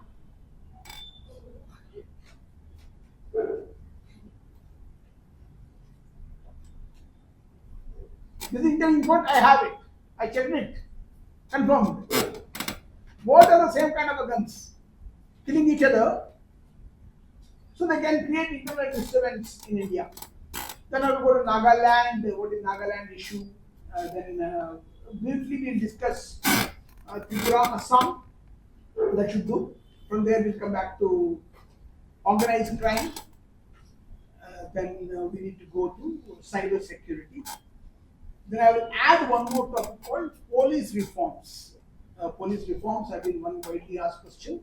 From there we go to disaster management. Disaster management, we talk about lightning, earthquake, then other things like cyclone and all, which is more the geography part. So how to manage what is the disaster management? What is India prepared? Is India Good in disaster management or management of disaster? That's the question we'll be answering. Are we able to rehabilitate, or we are proactive or reactive? That question will answer when I come to disaster management. Most of the geography part will take it up. Right? That should be the end of today's session. Thank you very much for being with me this evening. Good night. Take care. Bye bye.